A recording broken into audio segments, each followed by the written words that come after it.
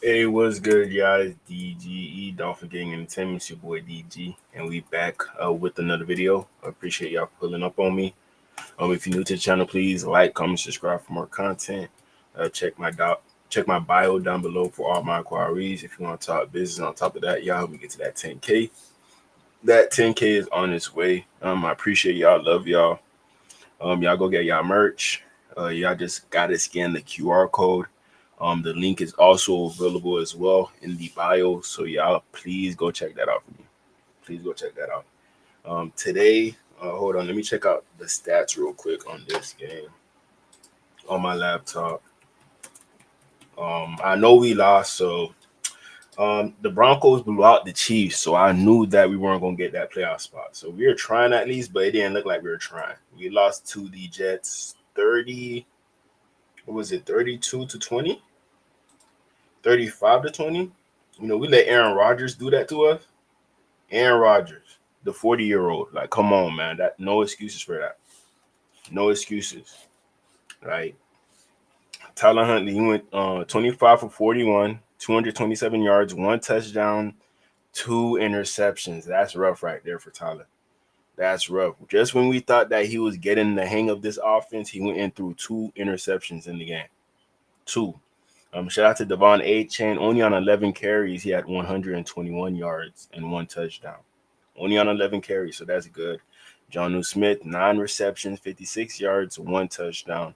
So Jonnu Smith, he went out with a bang. I don't think he went over 1,000. I don't think so. He might have. I'm not too sure. Aaron Rodgers, he went 23 of 36, 274 yards, four touchdowns. Aaron Rodgers looked like the old Aaron Rodgers tonight. He did. He did, man. So we let Aaron Rodgers outdo us. You can't be letting no old heads do that to y'all.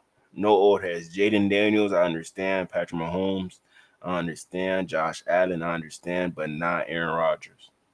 Not Aaron Rodgers, bro. So bad game today by the Dolphins. Tyler Huntley, he ran it for 16 yards on 3 attempts. Waddle, he even got a carry. I think he got hurt. Jalen Wright, horrible night for Jalen Wright. 6 carries for -4 yards. What type of what play calls are you calling for Jalen Wright to the point where he getting negative yardage? Like, come on, man, that's ridiculous. Two players, Jeff Wilson too. His 2 carries went for -4 yards. -4. So that's that's unexcusable right there. Other than Jonnu Smith, Malik Washington, 4 catches, 48 yards. Jalen Waddle, 4 catches, 44 yards. River Craycraft, 4 catches, okay, 38 yards. Alec Ingold, 2 catches. Tyreek Hill, 2 catches. He got the ball out to the players, but at the same time, Tyreek Hill, he only got 2 catches. We got a video today about Tyreek Hill saying that he wants out. He wants out. Maybe after today's game, he noticed like, man, I'm one of the best players in the whole league, but I'm still not producing. Even though last game he had a good game with Tyler Huntley, Tyreek Hill, he hot. He hot. He don't want to have it no more. He want to go to a Super Bowl team. That's what he want. That's what he want. Um, Jordan Poyer, he had 4 tackles. No, actually 8 tackles. Javon Holland had 7. Zach Sealy had 1.5 sacks. Calais Campbell, he had 1 sack. Emmanuel Ogba, he had a point 0.5 of a sack. Tyrell Dotson, another interception. He only been here for what like since week 9. He got 3 interceptions as a linebacker, man. So Tyrell Dotson, he that real deal. He that real deal. But other than that, nobody did nothing on our team. Let's go to the Jets.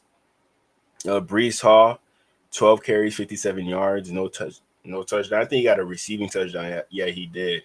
So Tyler Conklin, he got a receiving touchdown. Brees Hall, he got one. Allen Lazard, he got one. And Devontae Adams, he got one. Garrett Wilson, he ain't got no shine today. And then that's about it, man. I feel like Aaron Rodgers, he's beefing with Garrett Wilson. Garrett Wilson, he hasn't been getting the ball like that lately. He hasn't. So man, it's sad to go out this season this way, losing to the Jets. Very, very sad, man. But let's check out the players and see what they got to say about this because Calais Campbell, for those who don't know, he probably gonna be waived next week and he will be on a new team. So just be ready. Just be ready. We did this to ourselves. We did this. It ain't have to be this way, but hey, so be it. And I'm hearing other news that we are keeping Chris Greer and Mike McDaniel, the head coach. We are keeping them, boy. I was expecting Mike McDaniel, but Chris Greer, I thought some type of punishment would be installed in regards to him staying. But it seems like Stephen Ross, he's happy with what we got. He's happy, but I'm not happy. I'm not happy. You gotta listen to the fans, man. You gotta listen, and it's consistent in regards to what's happening with this organization. We haven't won a playoff game in so long, and you're gonna keep things the same since way back in the day. You're gonna keep it the same. It seemed like he don't even care. That's what it seemed like, you know. But we're gonna see what happens this season in regards to that. Um, I'm gonna stay a Miami Dolphin fan no matter what. I don't know about y'all. You see, I still got my jacket on, even though we lost today. Still got my jacket on, man. So I'm gonna still rep this team through thick or thin, man. Thick or thin. Shout out to my boy Ice. Yo, I still can't believe Chris Greer. What Chris Greer? No, I still can't believe Chris Greer is staying. Yeah, I can't believe it too, man. I think he gave Stephen Ross some money under the table. He's like, hey, if you keep me here one more year, man, one more year, I got you. I'm gonna get everything right. I'm gonna get everything right. I'm gonna make sure I fix the O line this year. I'm sorry about last year. I was stupid. I was so stupid about that. But this year, I know what it takes to win a Super Bowl. I know what it takes. I see what the Eagles are doing. I see what the Chiefs are doing. I see it now. I see the vision. It's not all about receivers. It's not all about receivers. Not all about running backs. Now it's about the trenches. O line, D line. That's what we got to fix. We can't get pushed around if we got a good O line, D line. It starts right there. Then it starts from out. When in regards to your body, it starts from your heart where your blood flows. Then it goes out to everything else.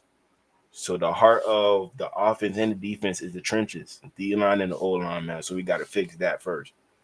If your heart not good, the rest of your body's not gonna be good. You feel me? So Chris Greer, please fix that.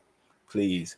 Before I get into this, please like, comment, subscribe for more content. Check my bio down below for all my inquiries. If you want to talk business, help me get to that 10K. That 10K is on its way.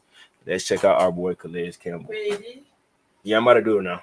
Ready? That would do not want Yeah. Season was, a roller coaster. You know, we had opportunities. And I mean the way the season went. Guys fought hard, and I'm proud of my guys for that. Nobody quit. With all the different circumstances and injuries, and just the way the ball bounced and stuff. I mean, we just kept fighting, and I'm proud of my guys for that. I always tell the guys, like, win, lose, or draw, I mean, it matters, but what really matters is how you play the game. And, you're not going to win them all. I mean, only one team's ever done that, but today Hey, was the tough. Dolphins. The Dolphins did it before.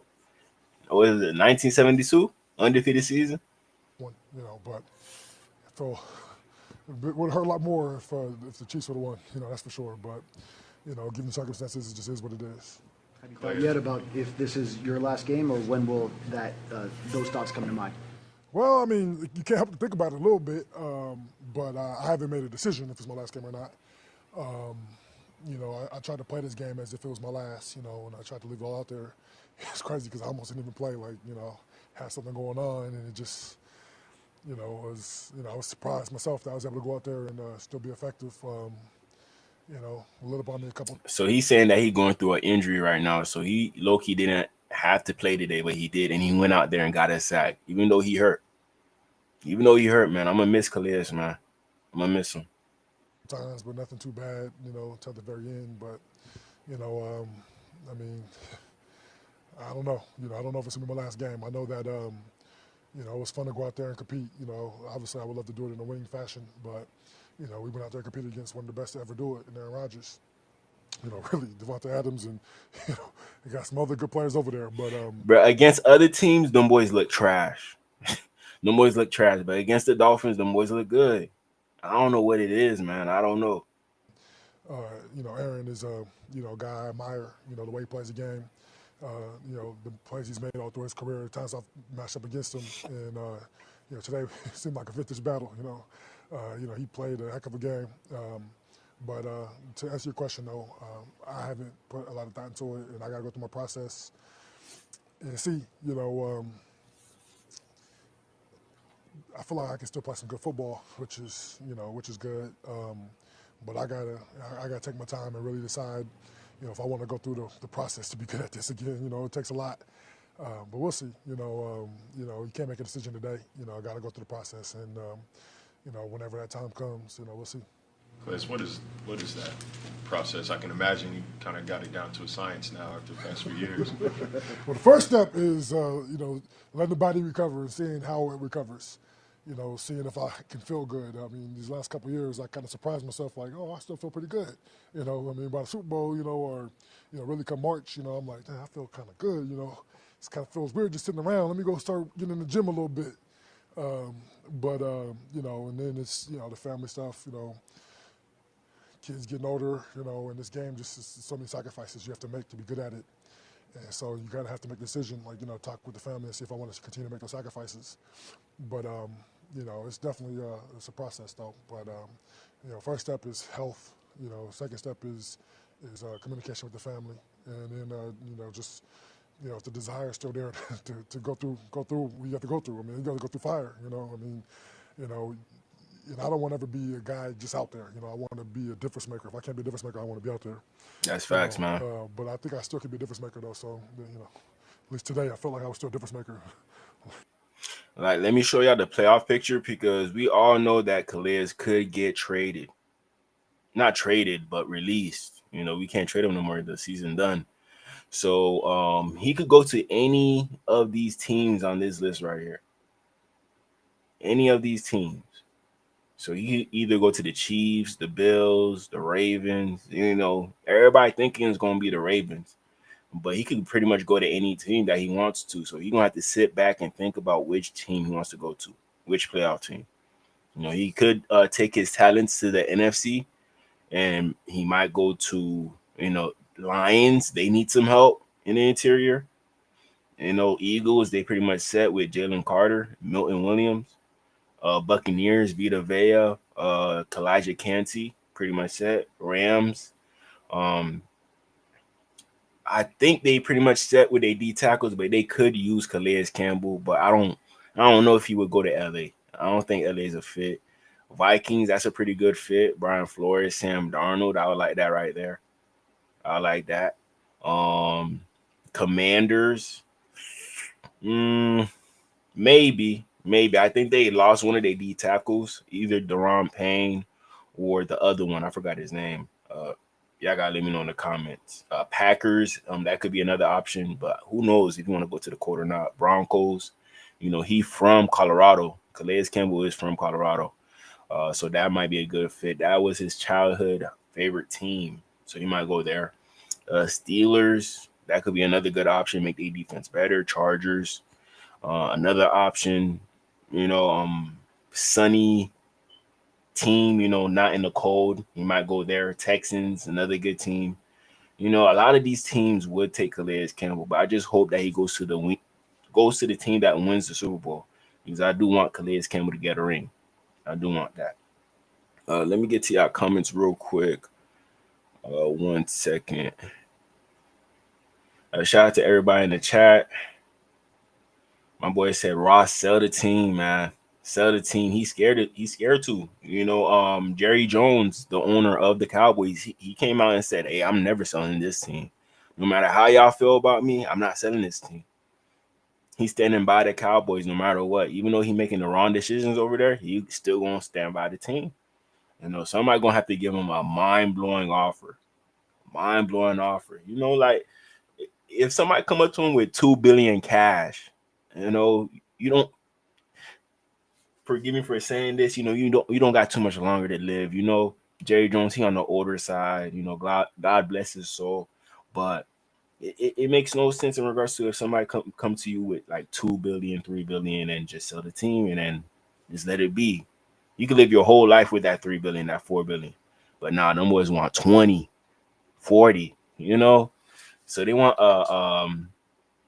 profit in regards to their investment, pretty much. Yeah, Dolphins all day. Calais Campbell wants to play. He gave up information about not doing camp and still captain on the team. You know, it's just what he provides off the field. Everybody see what he does on the field, but you know, you really got to be a Dolphin fan to know what he does off the field for the team. That's what you gotta know. Chris Greer put Rose on gun hold. Stephen Ross, you mean? Yeah. Hey, I think that's the case. To be honest, I do think that's the case, man. Uh, Raphael. Yeah, I'm on live. I'm gonna do it right now. I don't. So qui fait demain matin à couper les Yeah, I'm gonna do it right now. I'm gonna do it right now. But yeah, shout out to Fins TV 305. What's up, DG? I knew it. We keeping the same regime that's not building any winning culture in Miami. I don't know why they keep on making those decisions. I don't know why. I don't know why, to be honest. Calais Campbell noticed he chose the wrong team. I think he chose the right team. I think he chose the right team. What other team he could have went to? You know, but Tua, that's the thing about our team. We have Tua in here. So that's the whole issue about that. He should have just went back to the Ravens, to be honest. Lamar looked like he got better from last year. So that could have been a good fit, just him to go back to the Ravens. But each year he contemplates retirement. That's the only thing. That's the only thing. Calais, you have every right to leave this team and go chase a ring before you retire because we ain't winning anything now. He gonna go to another team. I don't know if he's gonna come back to the Dolphin after he go to another team. But after he goes to that other team and he wins a Super Bowl, he's not gonna come back to the league. He's just gonna get one ring and then leave. That's what he's gonna do. A lot of time between now and then, though. We'll see how it goes. I was gonna say, like, how much do you weigh and balance, like, being able to say, like, I'm still near the top of my game versus getting out before the game inevitably passes someone by? That is a big question, you know, that balance of that, you know, because I definitely don't want to, go out there a little too long and you know, end my legacy with bad football.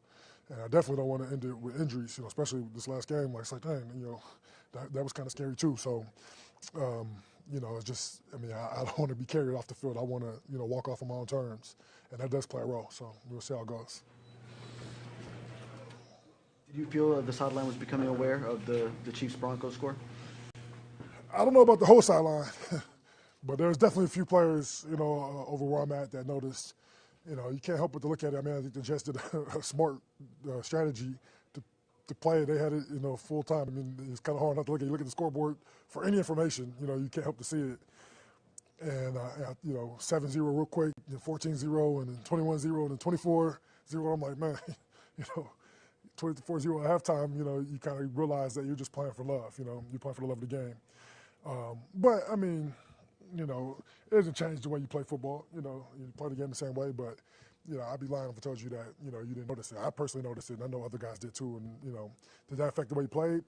Maybe, maybe not. You know, we'll never know for sure. But what I do know is that I was proud of the way my guys fought. You know, this game was definitely a roller coaster of a game, kind of similar to our season.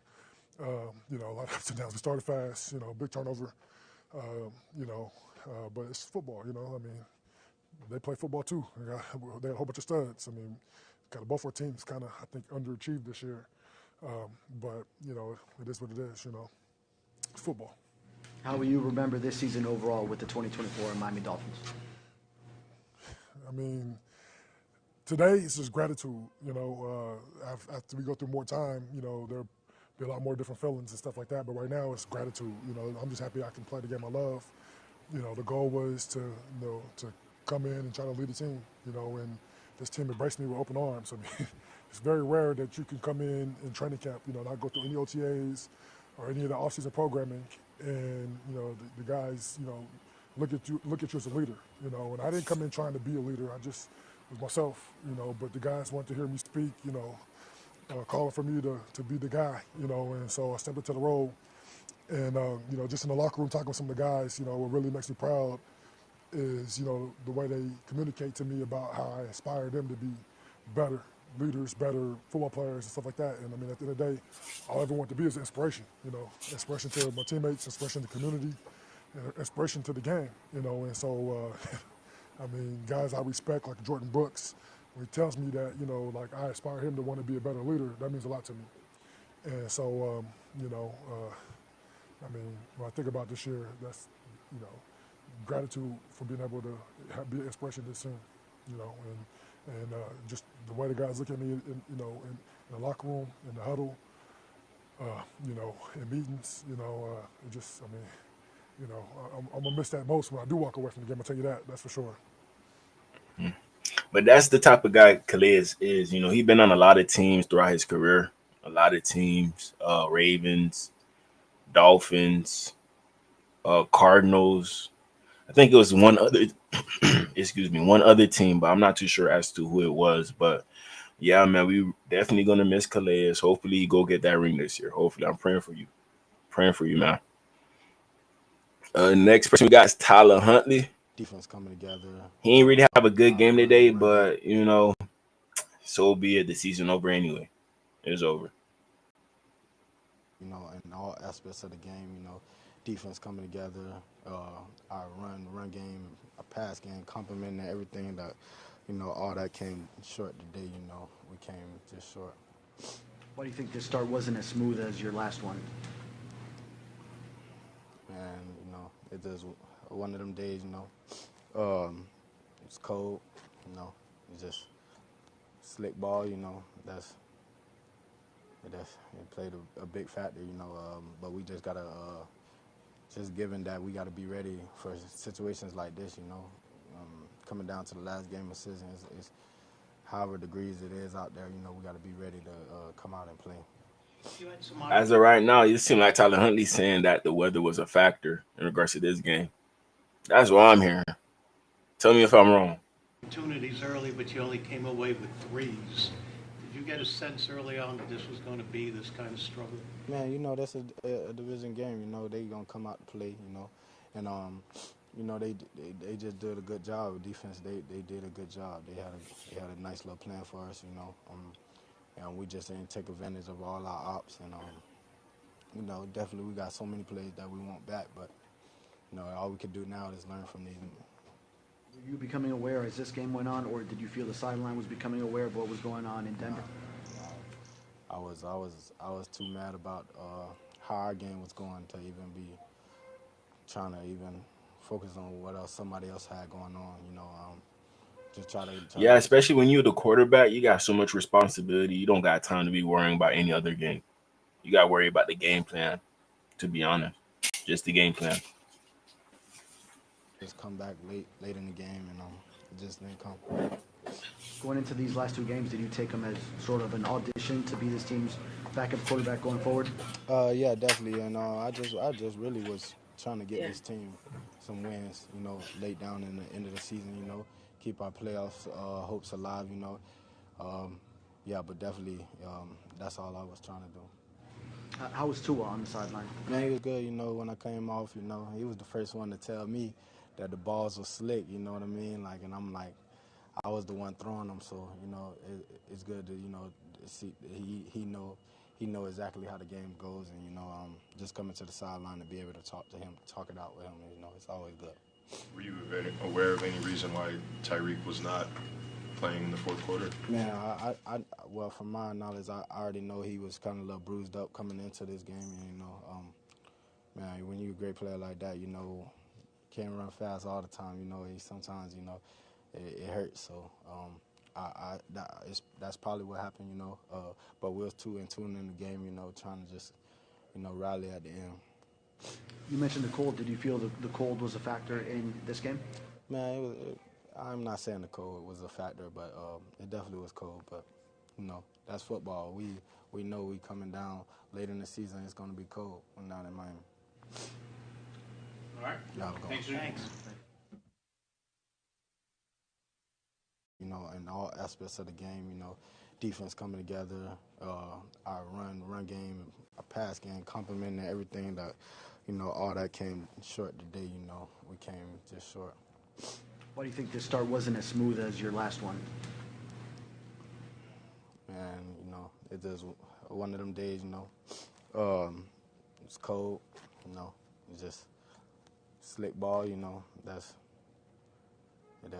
played a big factor. You know, but we just gotta just given that we gotta be ready for situations like this. You know, coming down to the last game of the season is however degrees it is out there. You know, we gotta be ready to come out and play. You had some opportunities early, but you only came away with threes. Did you get a sense early on that this was going to be this kind of struggle?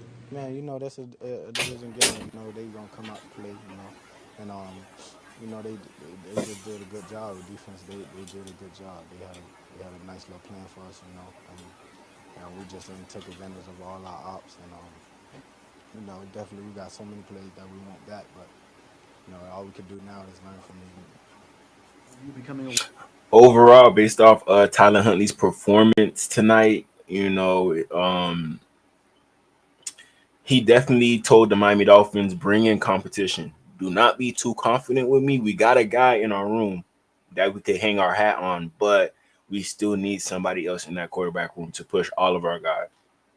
You know, so shout out to Tyler Huntley. Hopefully he stay humble, but still put in that work this offseason.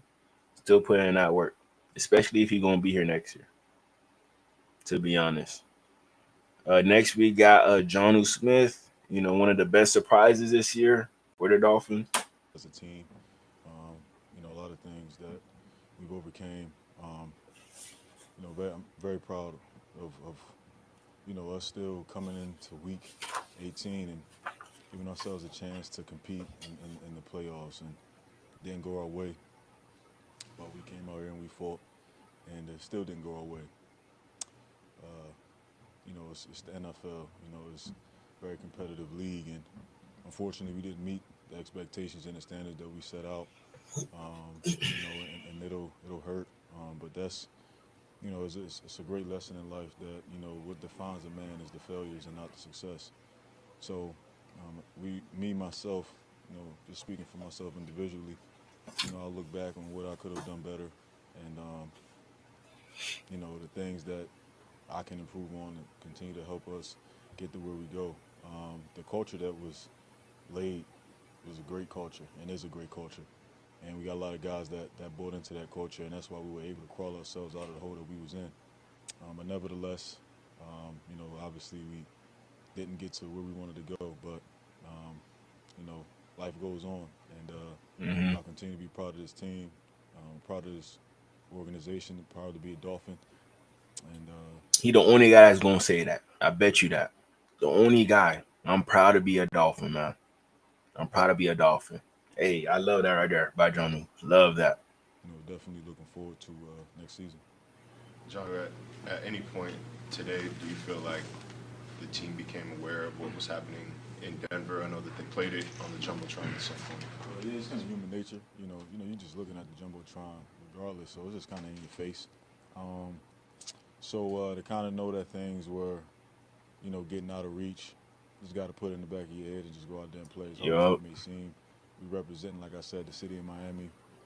You know, obviously we want to go out on a winning record, and you know, We didn't do that this year. didn't get it done, but we fought, and like I said, I'm proud of this entire team. You know, we got guys, you know, and he just walked in. You know what I mean? I continue to say it again. You know, Calais Campbell to me is, you know, the pillar, the standard of what you want in a teammate.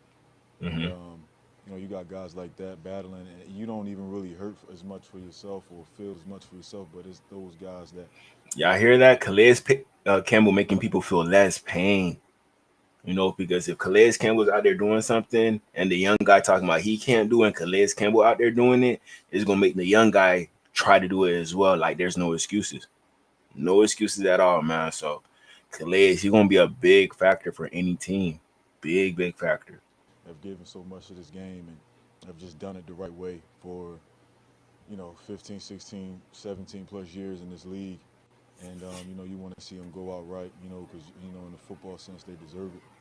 And, you know, it also brings a lot of perspective for me to look myself in the mirror, to appreciate, you know, everything that you know, the way, you know, things is, you know, so happen to play out each and every day in my career.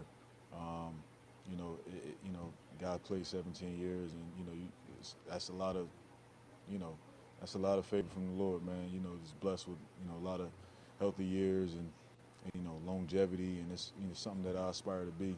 And again, you got guys like that, Poe and T-Stead, man, and I don't know, the outcome of what's going to be for them, but guys like that are kind of on their way out, so you just want to do it for them.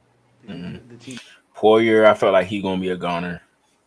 I definitely do feel like that. Oh, we probably gonna target safety early in the draft. I got my mock draft coming up on this live stream pretty soon. I'm gonna show who I picked on my mock draft. The next week, I'm gonna start going over some prospects that I got for y'all: quarterback, D line, O line, linebackers, everything. I got y'all. changed the way it was playing as it became aware of that score? I'm sorry, what was that? Do you feel this team changed the way it was playing as it became aware of the Chiefs-Broncos score? No, I thought we fought, especially speaking individually for myself. I went out there and did. Hey, we hearing Tyreek Hill gave up in the third quarter. That's what we hearing, John. That's what we hearing. We don't know if it's true or not, but and put my standard of football out there, and it wasn't perfect by any by any means, but I fought, and I think every guy will get up here and say that they fought. Didn't go away, so things got to reach their good football team. They've always been. The record didn't show it, but they got a good, obviously Hall of Fame quarterback, and solid. Always had a solid defense, but they were a good football team, and we just fell short, came up short today. All right. Thanks, John. Thanks. but hey, shout out to Jonnu Smith. He definitely gonna be a mainstay next year. So I'm not really worried about Jonnu Smith. It's just the other counterparts that we have on this team currently that I'm a little worried about. Just a little worried about. And hey, we heard the news, Chris Gray, he will be back. So I know a lot of us not too happy about that. I definitely do know that, man. But next we got Mike McDaniel. He's gonna speak on the situation with Tyreek Hill leaving the game, not leaving the game, but not coming in after the third quarter, I believe. But let's check this out real quick. Approaching this year, like 8 and 9 was good enough. This was an important game for us to just handle our business, from a tonality standpoint. Unable to undo the previous misgivings of the season, and we didn't do it. And that's it's disappointing to say the least. So that you take that for what it is, and then you have to take hard looks at a lot of things, which will begin that process tomorrow. Tyreek Hill moments ago indicated he wants out from the organization. How do you react to that, and do you want Tyreek back? I think in regard to things that are stated, I guess it would be secondhand. For me, I hadn't heard that, but just in general. The fact that the coach don't even know about this is crazy. It's crazy. Emotions are high, especially after a game like that. But I think there will be conversations that will be direct in the next couple days, which is kind of the process of the end of season meetings. And Yeah, at the end of the season, the coach has to meet up with each player individually. So there should be some results coming in regards to that. And then from that point going forward, you'll see if we keep that player on the team, if we like what they did this year, or if we didn't like what they did, we just let them go, explore their options, so on and so forth. And we could go to the draft as well and try to find the right players to put on the roster. But we just worried about Chris Greer making the right choice in regards to who comes on the Dolphins. That's what we're worried about right now. That's what we're worried about. But hey, we're gonna see. I think obviously there's a lot of power in having a team that wants to and wants to play together and go for a common goal. So that's inherent, but I'm not going to put too much weight on secondhand post-game disappointment statements, and we'll see how the next couple days progress with those conversations with him and I. Like, I don't think Tyreek played in the fourth quarter. Did you pull him, or did he come out due to injury? What was the situation? I was informed that he was unavailable right before a drive. I was not informed that it was a. This is close to what Devondre Campbell did, that one linebacker for the 49ers. This is similar to that, but we're not going to take it to that extreme. Tyreek Hill, he's a big figure in the locker room, so we don't want this to blow up more than it has to. But Tyreek Hill, you already took it to that level by saying that he's open to a trade to another team. So I don't know why Tyreek Hill did that. I don't know why his PR team told him to go on social media to say that, but hey, that shit hurt me right there. That shit hurt me, man. We was just good with Tyreek. We was just good, but now we beefing. 8-9. I don't want to say like that's a bad record, but at least we're not the Panthers. But the Panthers, they finished on a good note this year. So with that good win with Bryce Young, they beat the Falcons. So I don't know. I just don't think our record is bad enough for Tyreek Hill to act the way he's acting right now, saying that he wants to be traded to another team. I'll understand if we lost like 12, 13 games, but we didn't. We lost like 9.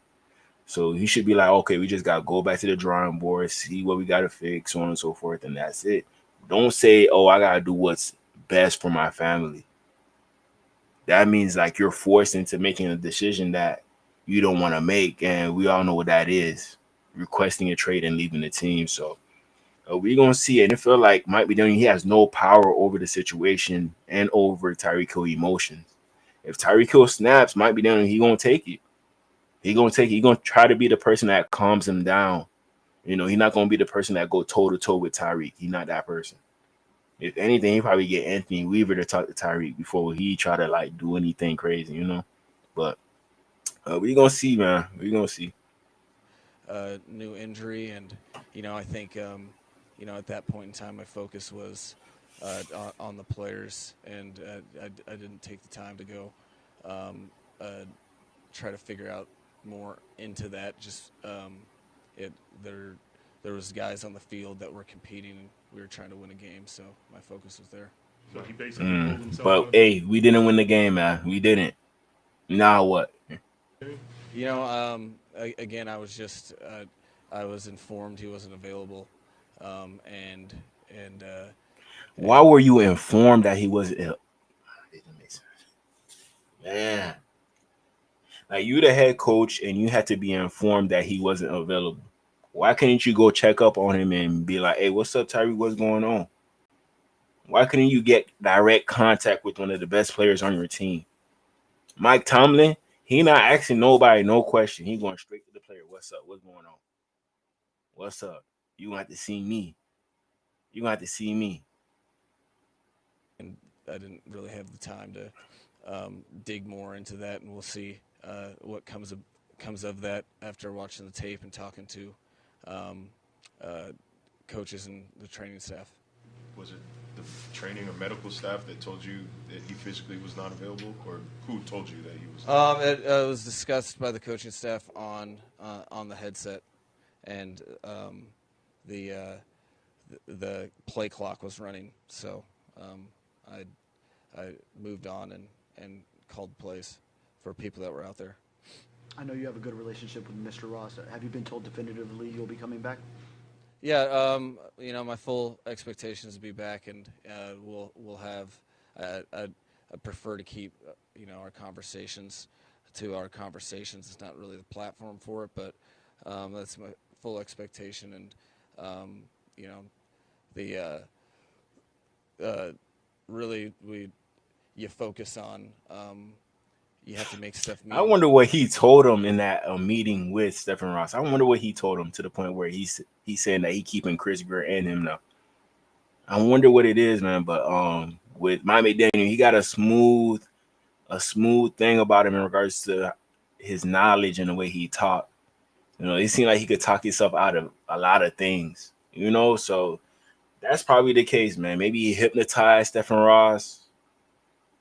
Who knows? Meaningful, and if you're going to be 8 and 9 and fall short of your goals, you have to find reasons why and make sure that those are not the same mistakes that you have moving forward. So, he has my full expectations to be back. Do you know if Chris Greer will be back in his current role next season? Yeah, my full expectation is our relationship will continue to be strong and a working relationship for sure. So, you know, and you'll be able to ask pointed questions as the week. I'm not sure if it's tomorrow or the next day, whatever day that end of the season press conference is with him and I. When did you guys find out about the? Okay, so we should get a lot of answers then. Hopefully, they ask about the old line and what the boys' plans are in regards to rebuilding this team the right way. That's what I want to hear. I'm guessing they're gonna have a press conference tomorrow with Chris Greer, like an end of season press conference to go over everything that happened this year, so on and so forth. So, I'm probably gonna hop on live and react to it with y'all on live stream. So y'all be on the lookout for that. Denver Kansas City score? Were you keeping up with it? Or I was told fans were shouting it to the players. No, That's wild. yeah. I was very focused on the game. I was made aware that they were showing the score and highlights from the game, during the game, and I think as a team we were really focused on beating the Jets. Individually, I'll get more information and kind of get a feel when I watch the tape if anyone was affected, but overall it was a group that was trying to win a game and lost it. Mike, just going back to Tyreek, if it's not injury related, is that something, like not being available in the last quarter of a winnable game, is that something I guess you would expect from a captain? Is that something that you accept from a team captain, or like, what is your response to it? I'm not gonna. My response, it would be unfair for me to match emotion with emotion. Like I don't. Oh, so it seemed like Coach McDaniel, he has some feeling in regards to what Tyreek Hill did as a captain, saying that you're open to a trade right after a game. Captains don't do that right there. Captains don't do that. So, Coach McDaniel, you don't want to express his feelings up on the platform right now, but when this is done, him and Tyreek, they're gonna have a good conversation. Good conversation. If we can't get a first for Tyreek, do not trade him. Do not trade him. I think we deserve at least a first round pick for Tyreek. First round pick, now we talking, but anything lower than a first round pick, I'll just deal with Tyreek. I just talk to Tyreek, let him know, like, hey, we're sorry about what happened last year. We're gonna make sure Tua's healthy. We're gonna bring in another quarterback just to make sure for reassurance. No, not no scrubs, not no scrubs. We're gonna make sure the defense stays like it is. We're gonna add a little bit more pieces. Everything gonna be right next year. We learned from our mistakes last year, and we're gonna fix everything this year to make sure nothing bad happens to the point where we're not making the playoffs. Come on, Tyreek, just stay with the Dolphins. Just stay with the Dolphins. Ain't no point of going to another team again. There is a point, you're going to play with a quarterback that you probably really do like. I feel like there's some beef going on with Tua and Tyreek now that he's saying what he's saying after the press conference. It makes no sense to me, man. You said that Tua was the most accurate quarterback in the NFL. Now you're saying, I'm open to a trade. Nah, stay with the most accurate quarterback. Like you said, stay with him. Since he gonna get the ball right to you, like you say he do. I'm not. Uh, right after a game, when your season ends, when you're fighting for it to extend, and with the full belief that you have the ability for that to happen, I'm not gonna make a rash judgment on something that again, there's it's a little cloudy in the heat of the moment. We screwed now. No chance for 2025. I wouldn't say that just yet. Like right now, I am feeling that way, but it just depends on if the front office does what it has to do. Invest in the O line, invest in the D line. That's going to be the main things I watch. Because you see the teams like the Eagles, the Lions, the Chiefs, the Ravens. One thing that they have in common is they make sure the O line is good for their quarterback. Tua, he's not an elite quarterback to the point where you're giving him a worse O line than Josh Allen, Patrick Mahomes. He deserved the O line that them boys got. Maybe he could look just like them boy if he had their O line. Tua's not that good of a quarterback to have a lesser O line than Patrick Mahomes and Josh Allen. If anything, Tua deserves the O line that them boys have got. Let's see what he can do with that O line. But this team, they're more worried about weapons and speed than protection. You know, For multiple reasons. So, I know as you know, clarity will be found, and you do move forward with conviction as a football team, and I'll look forward to having conversations with him this week. Mike, how far away do you feel like your program is from some of the other great AFC teams like Kansas City, Buffalo, Baltimore? I think we like 60% of the way to getting close to their level. 60%. I think it doesn't really matter how I feel, because my job isn't to have feelings. I think If you put it in that way.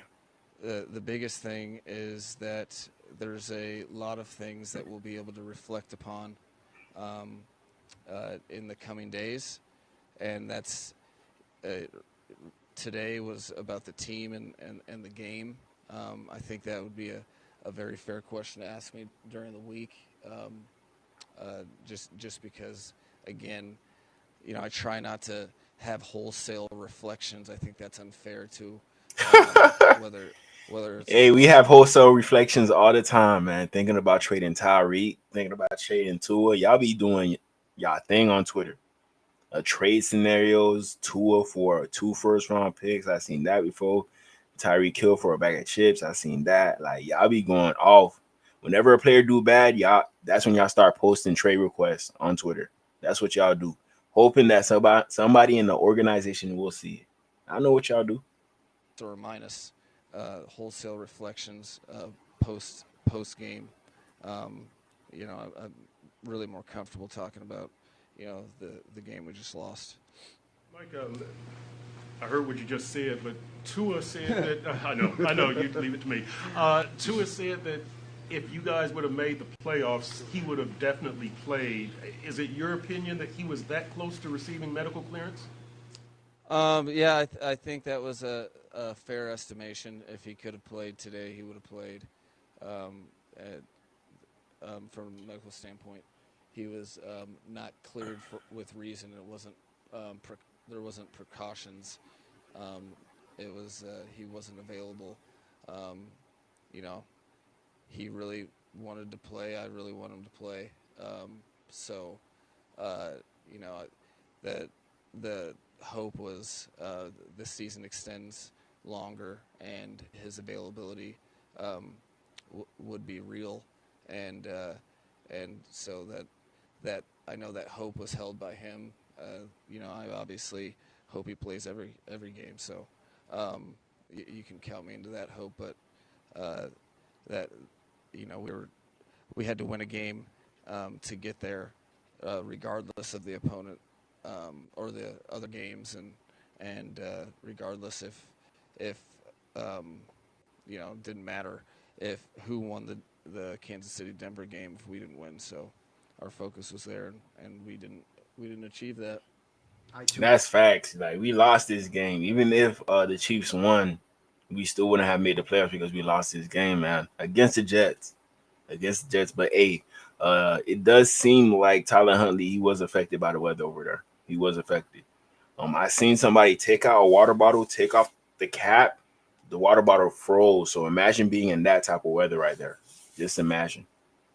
You heard what you said, but what are your immediate thoughts on what this team needs to do better going forward so that 8 and 9 does not happen again? O line, O I line. think I'll be super fired up for you to ask that question in a couple days. Again, I think it's not because of anything other than I don't feel like it's responsible on my part to to just spew what I'm feeling or thinking right now. I probably have some strong convictions, but Okay. now's not the time or place. Um, that'd be kind of. I feel like that'd be irresponsible on my part to throw something out and then potentially ask you guys for takebacks. Mike, Snoop didn't have an efficient game today. Was that something the defense did, or were there? Why was that? I think it wasn't up to his nor I's expectation. To start the game, there's some stuff that I feel like he has been pretty routine on that turned into unroutine. I did think that he competed and found ways to make some plays in the second half, but ultimately the story of the game, in my opinion, it felt like it. We found success in the latter half of the season playing complementary football, and this felt anti-complementary. I think got a bunch of stops early in the game, and when that was occurring, we couldn't get the ball in the end zone or score points, and then in the second half, when we were able to put together some drives, we didn't get the stop. So, ultimately the success that this team had found, that formula for three-phase complementary football just wasn't there for us today, turning the ball over numerous times. We got an early takeaway, but ended up severely in the minus. And, you're going against the gods of football if you're trying to win games severely in the minus. So that's kind of the way the game ended up. Ridiculous, man. Ridiculous. Y'all boy got one more shot. Next year, if y'all don't do it, y'all gone. Y'all out of here. Done. Over with. Telling y'all, man. I'm telling y'all. Let me see what I got next for y'all. I just want y'all to see the score of the Broncos versus Chiefs game. 38-0, man. 38-0. Let me check out the stats real quick. Carson Wentz, he ain't do nothing today. Nothing. I thought they were gonna do something, but oh my god, oh my lord. I think they're trying to lose this game on purpose, man. Nobody made any moves today. Nobody. Not even an interception, no sacks. I don't even think the Chiefs were trying to win this game. They wasn't even trying, like, come on, man. Bo Nix, he took off. They let Bo Nix do whatever he want today. Whatever you want. 26 of 29, 321 yards, 4 touchdowns. Marvin Mims, he had 2 touchdowns today. He had 2 touchdowns last week. So he on a touchdown spree. Devon Vele, he had a touchdown. Cortland Sutton, he got that bag. He needed that 89 yards receiving to receive his incentive on the year. So shout out to him in regards to that. A lot of the weapons touched the ball today. A lot of them. Nick Bonito, he had 2 sacks. I wonder how much sacks he got on the year. Jordan Jackson, he had 1 sack. Jonathan Cooper, 1 sack. John Franklin Myers, 1 sack. Let me check out Nick Bonito. He from the crib too. He has 13.5 sacks, man. So y'all lost Von Miller, but y'all got Nick Bonito on the Broncos. Yeah, I got him, man. Yeah, I got him. Shout out to my boy Ralph. He said trade Tua and Bradley Chubb to the Panthers for a first round pick. I don't know. That might could work, but it seems like the Panthers, they're happy with Bryce Young. Based off their locker room, from what I'm seeing right here, it seems like they're real happy with him. Real happy. Let me play your this for y'all real instincts quick. when it comes to picking games. It's time to know analytically how to win. A lot of good happened, but I just want to talk about one guy. Okay. Miles Sanders, 116, 2 touchdowns. Miles Sanders, 2 touchdowns. Panthers bought out today, man. I'm not even gonna lie.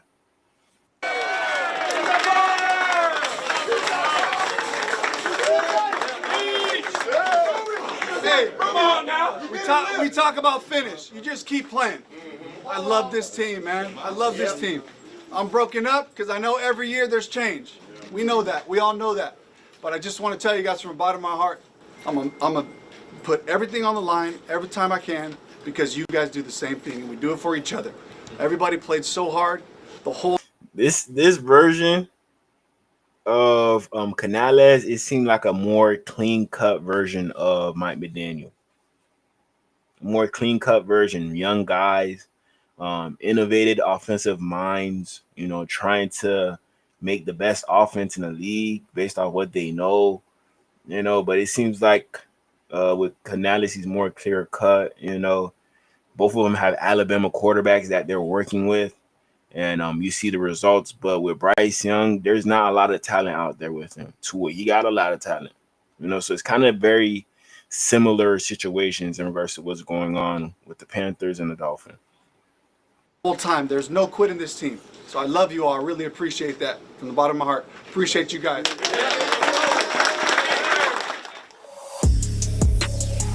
Yeah, shout out to the Panthers. Shout out to that boy Bryce Young. 5 total touchdowns today, 3 passing, 2 rushing. I can never say that about Tua. Never. Next, we got the Chargers. We're going to see what they say after their win today. Couple game balls. One of the most incredible quarterback performances you're ever going to see. Justin Herbert.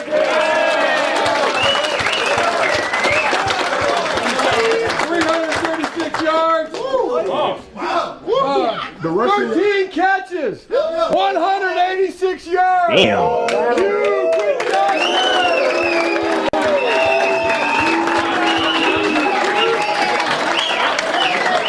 Quentin Johnson last year, he was dropping, everybody I was throwing to him. This game, he had 10 catches, 186 yards, 1 touch.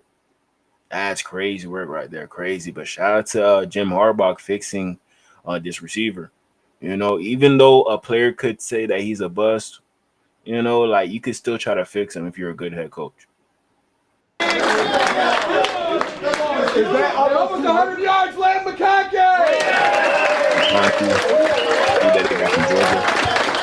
5 gritty catches and he got an onside kick. Will Disley. Even though they got these 2 receivers right here, I still think the Chargers would be a good fit for Tyreek. It would be a good fit, to be honest. And game ball. 3 guys. Joe Alt. A lineman game. Come on, man. A lineman getting the game ball. You don't really hear about that in Miami. You don't. And Boston Sorrell. Step up there. Way to step up. And also, I think that is a NFL record for the least amount of turnovers in a season. Wow. He came in there and coached them boys up, man. No turnovers. No turnovers, man. Hey, he should have been a Dolphin. He should have been the Dolphins head coach. He has a relationship with Stephen Ross from Michigan, so this should have been the guy. But tampering and all that, we're just breaking the rules in Miami. Breaking the rules. Give Cal a game ball for that. Defense. Game ball. Dan Henley. Woo! Get up here.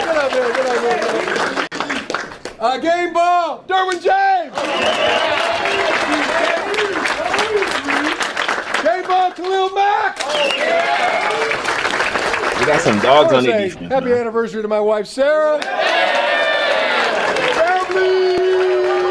And that was a hell of a season. Now that season's over. We are moving on, onwards and upwards to the playoffs. Be in Houston next Saturday or Sunday. Give each other a high five. Against Houston, I think Chargers got that one. Too much injuries. With Houston, they got Deontay Johnson right now. They got Nico, but I don't know. I have a feeling in regards to the Chargers winning that one. I do. And on top of that, they got this head coach who won it all already. He won it all, so he's gonna know exactly what to do. Next, we got the Ravens and their win. I don't even know how I feel, other than I just feel like proud and grateful for you guys, man, because this is a football team. It's a bunch of guys, players and coaches, that just didn't blink, didn't flinch like one time. I remember all the way back to KC. I think back to KC before that game. We said before the game that we're going to dedicate the season to each other and to God. And we said, to God be the glory, right? And you guys, I don't know what you did. I don't know if it was like something you thought about every single day, or if you just came to work and took care of business every single day.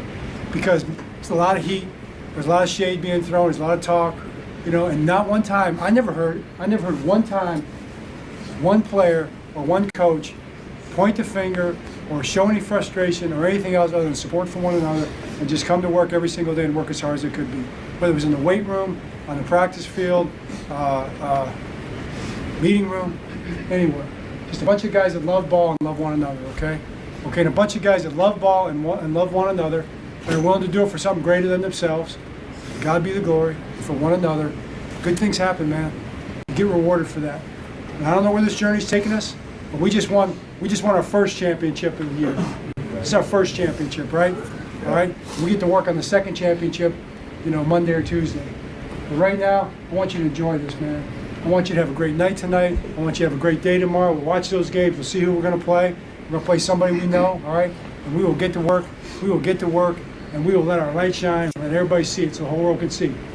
That's where we're going, okay? To God be the glory. Our Father, who art in heaven, hallowed be thy name. Thy kingdom come, thy will be done, on earth as it is in heaven. Give us this day our daily. Now, this is a team right here. But you see Zay Flowers in the back in crutches. They might not have Zay Flowers for the whole playoffs. I think it's a sprain or something, so he might be out for like a good month. If they make it far enough, he'll probably join them in the AFC Championship game. But if they lose first round, then Zay Flowers, you're not going to see him no more. You're not. So it's just going to be Rashad Bateman out there, Isaiah Likely, and Mark Andrews. But we're going to see if the Ravens could make it happen. Lamar Jackson, I got confidence in him. I do, in regards to making it happen. Correct. Forgive us our trespasses. We forgive those who trespass against us. Lead us not into temptation, but deliver us from evil. God is the kingdom, power, and glory forever and ever. Amen. Amen. Champions! The champions of the AFC North. All right, who's got it better than the champions? Who's got it better than the champions? Nobody! And we got a couple guys that got it real good today. How about a first career interception? Everybody's been talking about when it's going to happen. He gets his first career interception and takes it to the house. Oh, that's Mark Nate. Andrews again, franchise record, 6 straight games with a TD reception, 11 career high. Mark Andrews. Lamar Jackson loved this guy right here. He loved throwing to this guy. Hey, man, take the time these next few weeks. It's 4 or 5 weeks of your life, man. Dial it in. Let's go. That's right. That boy not playing. That boy not playing. Quote that. Put it on a T-shirt. All right, Lamar, man. Okay, career high, 4,000. This is Lamar. This is Lamar, really. It's all of us. We're going to take pride in this. This is amazing. Career high, 4,172 yards passing and 41 touchdowns, man. All right. I know he's factored. I know you're squinching. First player in NFL history with over 4,000 yards passing and 900 yards rushing. Never been done before. MVP. 20,000 passing yards for a career, Lamar Jackson.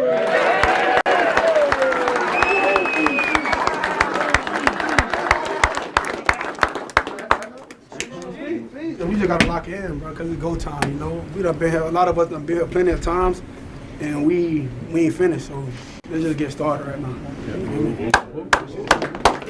Oh man, Lamar should have been a Dolphin, bro. That's a leader right there. That's a leader right there, man. I could stand behind a guy like that. You know, he just talked about him breaking all of the history of records in regards to passing, running. Lamar, he ain't even show no emotion. He's just like, man, we've been here last year. We gotta win. We gotta win to get in. We gotta win to get to the Super Bowl. To be honest, man. So Lamar, man, I just got so much respect for Lamar. And on top of that, he's from my area. So it's just, man, I'm proud of that boy, man. Proud of him. I'm hoping he get at least one ring before he done. At least one. You know, he a running quarterback. He might deteriorate unless like his arm continue to get better. Then he could sustain his success in regards to passing for 40 plus touchdowns, less than 10 picks. That's amazing right there. That's amazing. I wish I could get that from my quarterback, but he get injured too much. Man, last year we stood, I think it was in this locker room right here. All right, we said we'd do everything we could to get back to this place right here. Right? That's what Lamar's saying. Right? All the work we put is to get to this spot right here where we're at right now. That's what we've been working for, okay? We are going to come back working and ready to go. But right now, how about the youngest ever player, defensive player in NFL history, the first youngest player to 1,000 career tackles. Damn. Okay, Roquan.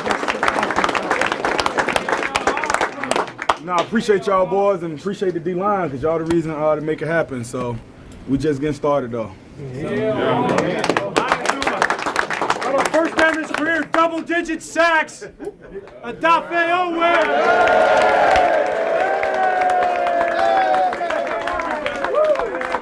Hey, he from Penn State. You know, we got Chop Robinson. He from Penn State. Penn State, they be producing. Come on, man. You got Hey, I'll just say, believe in yourself. Thank y'all for believing in me. And yeah, that's it. 16 rushing touchdowns. I think it's most in Ravens history or something like that. A bunch of other records here. I'm trying to read them. Only player in NFL history with 1,500 rushing yards and 15 TDs, and it's 3 different times in his career. All right? On the birthday. On his birthday. It's his birthday too. So it's birthday, right? So how old are you? 31. Damn. How about some 31 years? Lamar, not Lamar, Derek. He probably got like what 2 years. You know, he a running back, so he gonna slowly decrease. Wisdom. No, I'll just say I've been there on a individualize myself for SC Championship. I haven't been back in like 5 years. Y'all were there last year. I know we got to be different. You know, it's time to lock in. You feel me? Like, got to be different on all phases. Every single day. Hold each other accountable. No matter what happens, stay with it. Like, you got to be different this time. I think y'all know that and we all feel that. We all know what we're capable of. So let's go get it. Don't leave no doubt each and every day. Let's go get that, bro.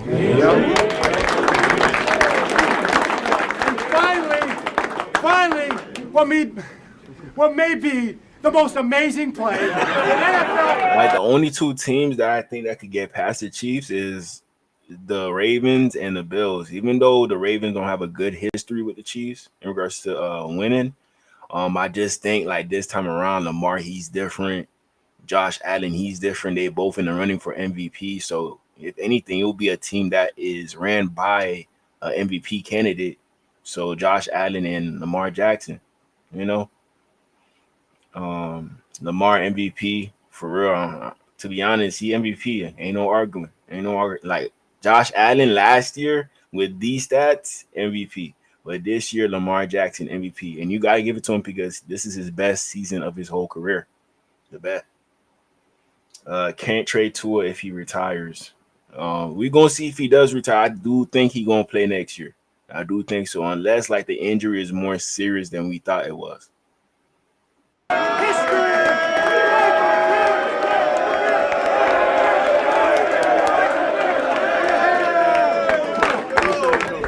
Oh, this Michael Pierce, he caught a pick actually. For a guy who's 300 pounds, that boy definitely he did his thing, man. He did his thing. Look at Eric DeCosta. That boy happy, man. That boy happy. Short and sweet. I feel like everybody said everything. Short and sweet. We know who we are. We know what we chasing, man. Let's just keep it moving. Bro, I thought it was Rod Wade when he got that pick. I thought it was Rod Wade taking it back. That's what I thought. Bring it up, you crazy ass. Let's go. Family on 3. 1, 2, 3. Family. You know, I'm hoping one day the Dolphins could build something as special as that. I'm hoping one day, man. I don't know when it's gonna happen, but I'm hoping. Next, we got the Tampa Bay Buccaneers after their win today. Congrats, NFC South.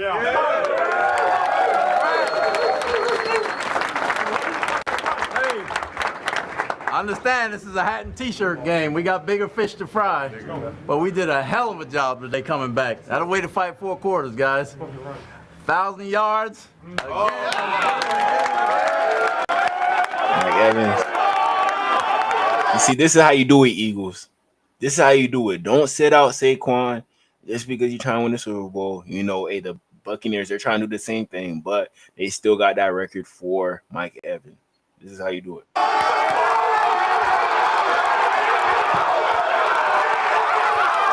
I wish my team was doing this. I wish.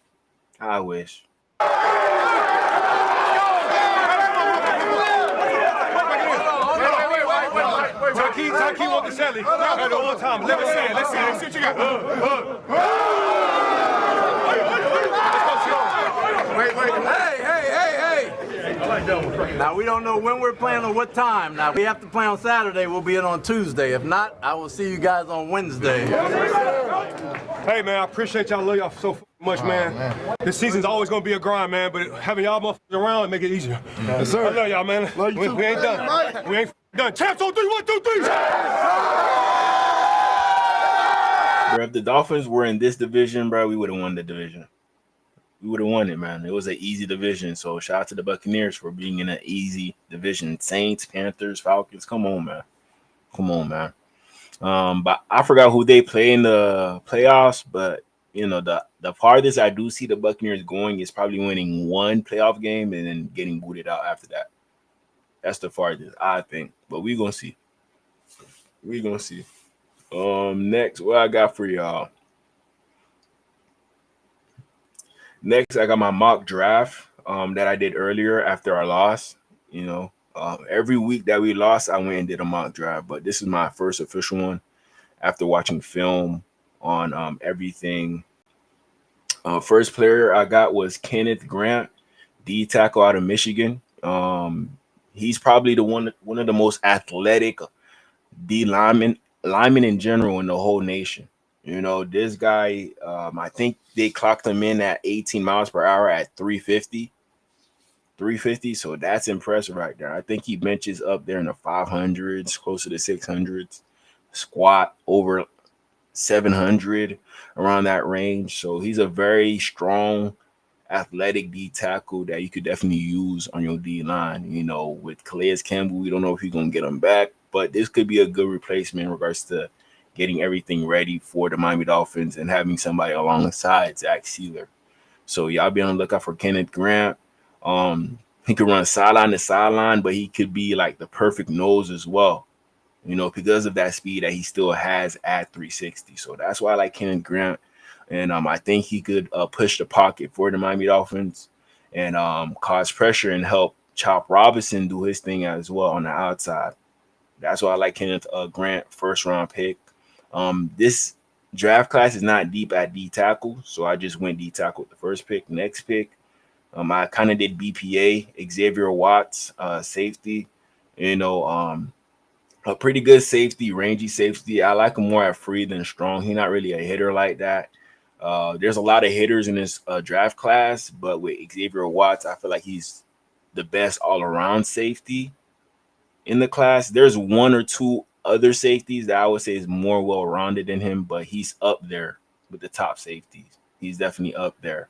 I'll definitely take him with the second-round pick, put him alongside Patrick Morris, I guess. You know, And on top of that, if we lose Javon Holland, this got to be a priority. Getting a safety got to be a priority. So Xavier Watts, he would be a good guy to bring in. High value, could be a first round pick. If he does well in the combine, could be a first round pick, but I think he will be a second round pick, second, third round pick. Just depends. Riley Leonard, the quarterback for Notre Dame, he's still in the playoffs as we speak, but not a lot of people have a high value on him because he's not the best quarterback, but he's somebody that you could work with. He got sneaky speed. He likes to run the ball a lot. Even though he don't look like that type of quarterback, he could definitely move. He remind me of like a Walmart Josh Allen, but he went to Notre Dame. His arm is not as strong as Josh Allen, but it's something that you could work with. You figure out what throws he's comfortable with, and he can execute on them. Any throw. He'll be there. He'll be the backup for Tua. And if he goes in and shows us some type of potential, we could just ride it out with him until there's a undeniable prospect that comes out in the draft. Everybody's saying it's Arch Manning from Texas. He could be available by the time that we're ready to get official quarterback, but that's the only quarterback that we know as of right now. There could be another quarterback that comes out that's way better than Arch Manning. So you just never know. You just never know. But with this year's draft, there's no like generational talent. So the Dolphins, we're not going quarterback first round pick. We're not going quarterback. I'm pretty sure we're just gonna go O-line, D-line, or safety, just in case if Javon Holland leaves, and we're gonna get a quarterback. With this fourth pick, I wasn't gonna go receiver. I ain't addressed the old line yet, but I'm gonna address it later. Y'all can see in the bottom right here. But I went with Jack Beck, a receiver out of TCU. I really do like this guy in our offense. 6'4", 6'3", 220. So he's kind of like a stand-up tight end that could play the slot. He could play with his hand in the dirt. He could play the outside as well. They use them everywhere at TCU. So I think Jack Beck would be a good fit with the Dolphins. A different type of receiver, not the short, stout receivers that we're used to with speed. He got speed as well for a guy 6'3". He do got speed. So he'll fit right in. He's a pretty good route runner for a guy who's long in regards to height. But we could definitely make him work, good hands, all that, man. And I think he could be a good blocker as well with our offense. Very, very good blocker. So I do like Jack Beck with our team. We got him in the third round. We had 2 third-round picks. Fourth round, we got Caleb Johnson. I'm fully expecting Raheem Mostert to be out of here. And we probably just going to have Jalen Wright and Devon Achane on the team. So I went with Caleb Johnson, pretty good running back out of Iowa, good long speed, good acceleration. I got him in the fourth round. There's a lot of good running backs in this draft class. I think in any other draft class, he would be like a top 3 running back. But he fell to us in the fourth round. And I think we could just fit him in our room with Devon Achane and Jalen Wright, and we'll have a 3-headed monster. We're not paying too much money to the running backs on our team. And on top of that, we're going to have a well and improved O-line for those running backs to produce. To produce, man. And on top of that, with Caleb Johnson, he's that type of player. He will need that O-line to be that player that everybody think that he could be, because Iowa, they always have a good O-line out there. So the running backs are always going to be good.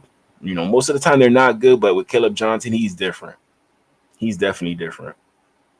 So we got him in the fourth round. Fifth round, we got Joshua Gray out of Oregon State. He played alongside Talise Fuaga, the tackle with the Saints.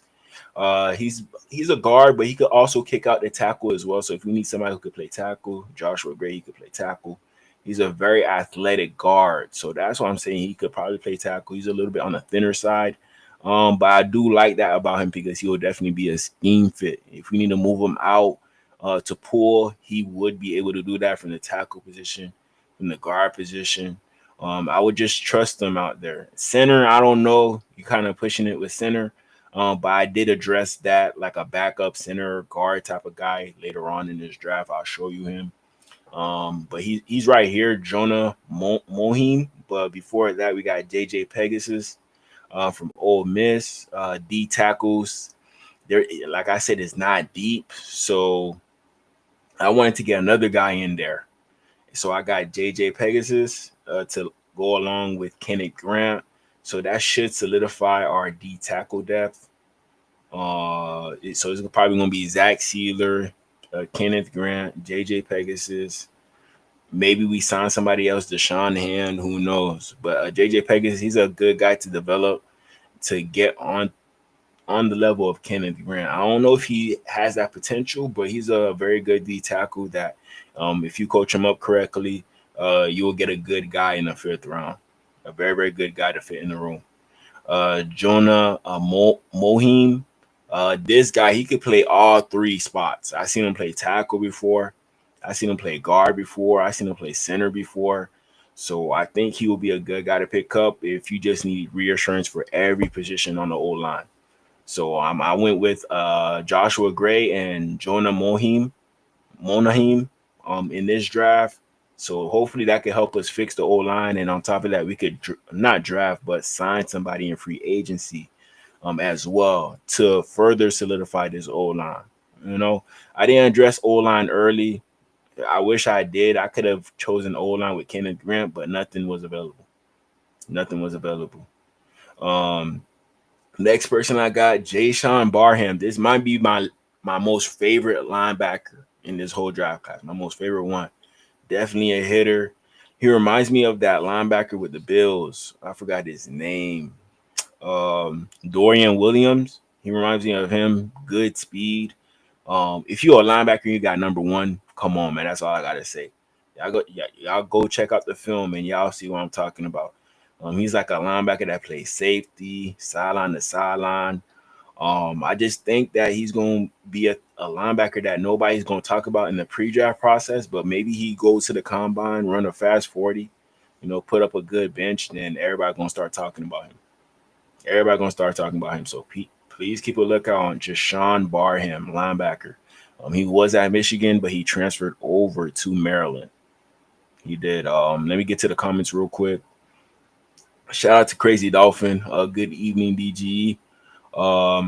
In our fellow Miami Dolphin fans, shout out to my boy Jamaican from Zion. My boy Zion, what's good, my brother? What's good? What's good? Good evening, JFZ. Long time no see, bro. I appreciate y'all boys for putting up on me. It's late. It's late, so I'll be expecting y'all to be asleep. I do, but I appreciate y'all for pulling up on me, man. I do appreciate it, man. Please leave a like. Help your boy out. Please, anything will help your boy out. But with the last pick, I got Eric Gentry. He went to USC. This guy, he's a different type of guy. He's 6'7", 230 pounds. He's kind of like a tweener linebacker DN. You want to put him at DN because of his height, but you can't put him at DN because of his height, because of his weight. So you kind of push him back to linebacker because of his weight, but his height doesn't really fit a linebacker. But you could really use a guy at 6'7" at linebacker. So with this guy, like, you could put him in coverage, and his long arms is going to help in regards to the passing lanes. So all you got to do is put his hands up, and quarterback's not going to be able to see over him because he's like a basketball player out there. He is. So I think this would be a good fit. We could fit him in the linebacking room, run exotic schemes with him, fill him in with the DN room as well. Like, show him some moves, add on some weight to his body, because he's a very slim guy. If you 6'7", 230, you don't really have too much like muscle composition. It's like everything's like stretched out because you're so tall. You get what I'm trying to say? Let me see if I can find him real quick so I can show y'all.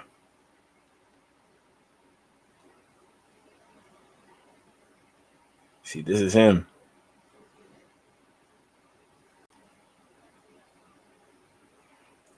You see, like, not a lot of muscle on him, skinny legs, but you just gonna use this guy to block passing lanes because he's just a long human being. Very, very long human. Like, his hand is about to reach his elbow. Not his elbow, his knee. His hand is about to reach his knee. So this guy like a Spider-Man. Like a Spider-Man. But yeah, I'm telling y'all, this will be a good fit that nobody really talking about. Nobody really talking about, man. But yeah, for those who just pulled up to the chat, I just did a mock draft for this year upcoming. I got more of these coming out with different players that I scouted, and I could give y'all my opinion on them. But I just gave y'all a brief synopsis of what I thought about each of these players on this list. I'm really impressed with every player from 7 to 1. I watched the film on everybody, and that's what I came up with. So y'all could take this list, search up everybody, and let me know which ones y'all like in the comments. I would appreciate that. So I know that I'm doing a good job in regards to picking out players for the Dolphins. I'm not just picking anybody without watching film like some people be doing. I actually watch film, man. Yeah, I always missed it. I think I got one more thing with Tyreek, and then we're gonna react to just some random Twitter stuff with y'all boys, Nothing too crazy. This season for you. Right here we got Tyreek, and that boy got beef with us. And we're gonna check out what that beef is, man. That boy wanna go, he wanna leave, man. He wanna leave. You injured, or what was the deal with that? Yeah, man. So all season I've been dealing with, a little issue, and so. Was it the left wrist that? Right. So coach kind of pulled me out. How would you describe this season for you now that it is over? Oh, season was great, man. So I don't get it. You said the coach pulled you out, but the coach said he came asking for you, but you said you wasn't available. So somebody capping in this situation. I don't think Mike McDaniel capping. He don't seem like the person that would just lie about anything. So, something happened on that sideline that we don't know about. Something happened. I had my daughter, so that's a plus for me. I'm happy, I'm blessed, man. When you say coach pulled you out, Mike McDaniel pulled you out because your wrist was injured? Just one of those issues, man, that when you look up at the scoreboard, Chiefs are, down, and it's like, okay, so. So he looked at the scoreboard and he ain't even care. He ain't even care about us winning or losing. No matter what the scoreboard say, you're still supposed to go out there and fight for your brothers, to be honest. You're still supposed to go out there and fight, but that boy didn't. That boy didn't. He just gave up. So, hey, is that what you do in real life? Is that what you do? But I do love Tyreek, though. I don't want to see him lead the team. He's a great asset to the team. I don't want him to go away, but if he wants to get traded, then so be it. So be it. Me, once you off me, you off me. I'm not on you. Go ahead and do you. I'm going to go do me. I'm not going to beg you to stay with me. Just go do you. That's it. Go do you. How do you feel about not getting to 1,000 yards this season? I mean, it is what it is, man. It's life, man. I feel like at the end of the day, there's a lot of things that, I need to reassess, about, my career and, just see what I need to do, to continue to get better, as a player, so I can continue to reach that 1,000-yard mark. So it is what it is. What do you think's the biggest Did he reach it today? I don't think so. reason the team finished 8 and 9? I would say for me, man, as a captain, it was a tough season, man. It sucks, man, missing QB1, man. It really hurts a lot, man.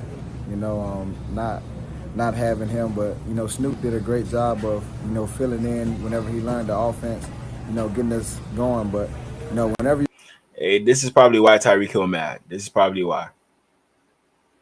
81 catches, 959 yards, 6 touchdowns. He ain't hit that 1,000-yard mark. He ain't hit it. He ain't hit it. His first year with the Chiefs, he didn't hit it. But after that, he did each year. This year, he got hurt. So he has an excuse for this year. But after that, 1,000, 1,000, 1,000, 1,000. But this year, 959. This has to arguably be his best year with Patrick Mahomes. But people always comparing this year to the years that he was with the Chiefs, even though he had Travis Kelce next to him getting targets as well. So maybe if Travis Kelce wasn't here with the Chiefs, Tyreek Hill, he would have reached these numbers or maybe surpassed them. To be honest, man. So if Tyreek Hill go to another team, I think he's gonna go back to that 1,000-yard mark. But I don't think he's going to 17. I think the highest Tyreek Hill will go as of right now during his career is 1479. It just depends on how much the team really needs him out there. It just depends.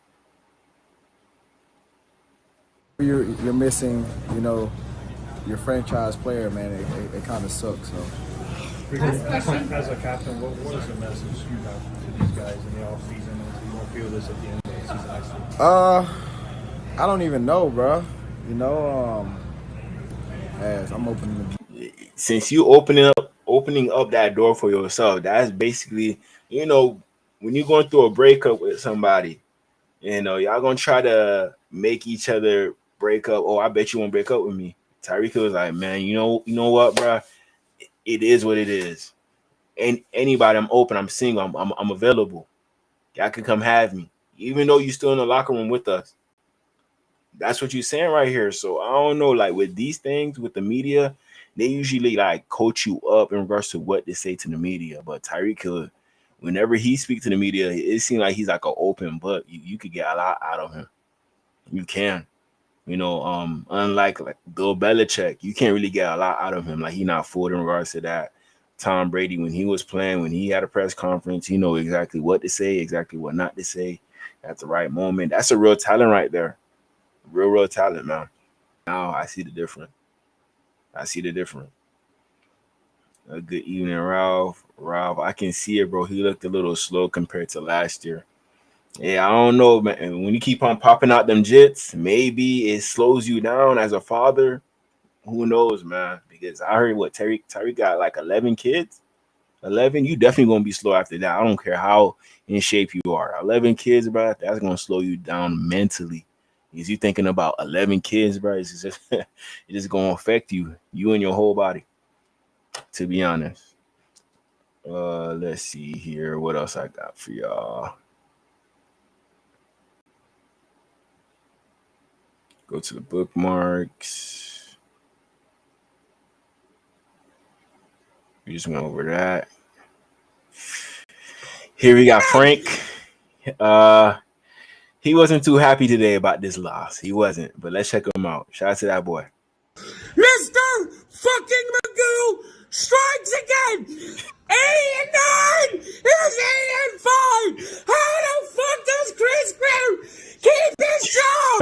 How the fuck does this kid taking nothing improves? Fam, I don't know, fam. I don't know how he still keeps his job. I don't know. This is beyond me now. Way beyond me.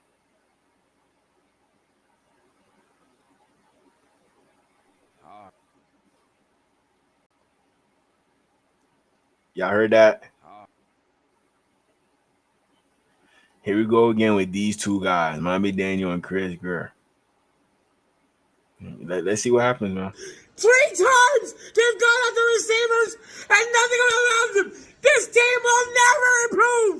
I hope next year they go 2-15. So I fucking goddamn motherfucking son of a bitch, Steven Ross, sell the fucking team. That boy snapping, man. Mr. fucking Magoo strikes again. I mean, I feel his pain, man. After all we've been through, ain't no change gonna happen. Y'all just assume y'all gonna get the right players in the building to fix everything. Y'all assume that's gonna be the case, or is it us that is the problem in regards to us picking the wrong people to be in the locker room to help this culture, to help this team, but we still keeping those guys that built this culture, which is not working. But hey, like I said, they ass on fire next year.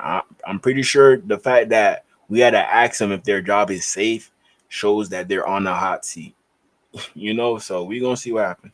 8-9 is 8-5. How the fuck does Chris Greer keep his job? How the fuck? Yeah, he about to crash out, man. He about to crash out. Let me stop playing this before I get demonetized for cussing. Your motherfucking get up. Here we got Rick Ross. He got a little message for us, man. A little message. Let's check him out. Get up, motherfucker. Get your motherfucking ass up. It's motherfuckers around the world getting to the money, hustling. It's motherfuckers who ain't got none. It's motherfuckers who got it all. And you still in the bed? If you don't get your motherfucking ass out the bed and put them dirty feet on the motherfucking floor and start running towards your goals, Ricky Rose gonna put his foot in your ass. Get up, motherfucker. I mean, Rick Ross, he got a point, man. You know, that's why I'm up this late streaming with y'all. You know, if I don't do it now, I won't ever be able to do it. Shout out to Crazy Dolphin. Ross released a statement saying no change. What a cheesehead, man. Bro, I think there's something wrong with Ross. I think he got like dementia or something, bro. You gotta be. He probably lose memory quick. You know, whenever we lose, you see Ross. I went like this. But every time we win, and that boy dancing, that boy doing the waddle at the age of 90. You know, his limbs not working. That boy doing the waddle. He doing stuff that we ain't never seen Ross do before whenever we win. You know, whenever we win, it seems like he forgets about everything that happened the week before. That's what it seems like, man. So you could refresh Ross' memory real quick to the point where you'll be happy in regards to what the team is doing. Like, even though we still ain't beat a good team this year, we still ain't beat one. You could consider the Rams a good team, but I don't really consider that game. You know, that was good enough for him to keep Mike McDaniel and keep Chris Greer, us being the Rams. I feel like that saved his job. That saved it, probably. But shout out to Rick Ross, man. Next, what I got for y'all. Even Robert Hunt is recruiting Tyreek Hill to join the team. Robert Hunt from the Panthers. He said, "Come home, big brother. I love you." Hey, Robert Hunt. North Carolina, South Carolina, I don't know where the Panthers are. That's not his home. That's not his home. Tyreek Hill, he's from Georgia. And I don't think Tyreek Hill will go to the Panthers. No way. No way, man. He wants to go to a contender.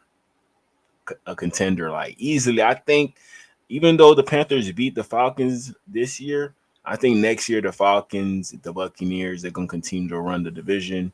Bryce Young, he's not going to be able to overcome the improvements with the Falcons. I know they're going to make some changes with that defense. Robert Morris, one of the best defensive coordinators in the whole league, but he's a head coach for the Falcons. So he's definitely going to focus on building that defense to help out Penix with all those weapons that he has on offense. You know, Buccaneers, I don't even got to speak on the Buccaneers. We all know what they're going to do. So Robert Hunt, you know, stop glazing, stay over there in Carolina. You left us. Now you want to bring people over there with you. Ain't nobody want to go over there. Too cold. You know, we love Miami. We love the palm trees. That's all we worried about. You know, we worry about getting rings too, but you know, and with the Panthers, you're not doing nothing unless y'all boys got Cam Newton. Unless y'all boys got Cam Newton, y'all boys not doing nothing. They already started burning jerseys, man. Already started burning jerseys, man. So, you know, after this happens, bro, usually somebody gets shipped off. Like, this is like an indication in regards to the near future. Maybe Tua retiring, or maybe he ends up on another team in about 2 or 3 years, like we're expecting. Who knows? But every time I see a jersey in this state on fire, it's a bad sign. Like, this is like bad luck right here. This is bad luck right here, man. But I don't know what's going to happen. I don't know what's going to happen after this, man. I know Tua, Tua, I don't think he liked this. So I'm glad that Tua's not on social media. I'm glad he's not on social media. Burning a jersey, man. That's not a jersey. That's a shirt, but you know, I'll never do this. You know, even though Tua, he hasn't lived up to being our franchise quarterback, you know, I'm always respect him as a person. You know, it's crazy, man. Two will be gone. That's crazy, man.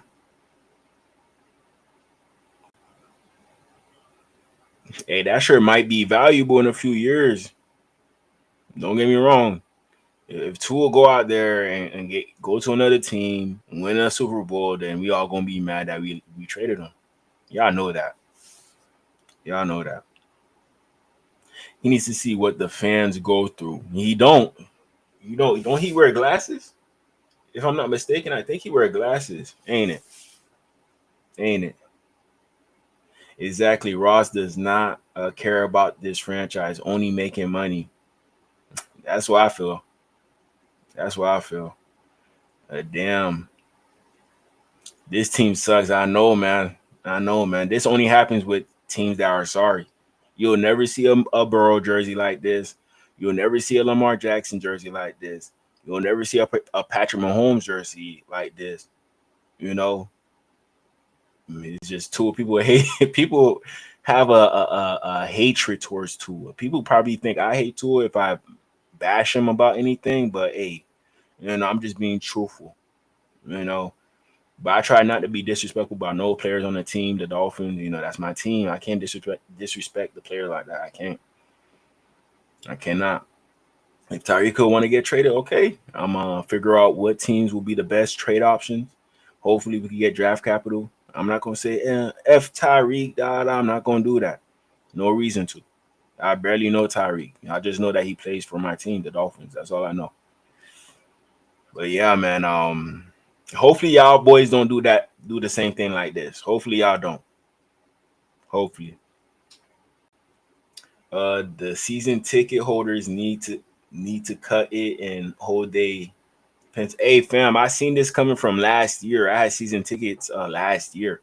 I canceled it right before this season because I just had a feeling like things are not gonna end up how we expecting it to be. Everybody was thinking Super Bowl this year. Even though the O-line got worse, everybody was expecting a Super Bowl, but nah, we ain't getting no Super Bowl. We not.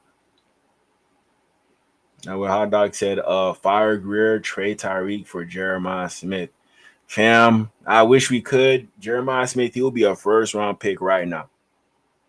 He'll be a first-round pick right now. Not a first round, the first overall pick.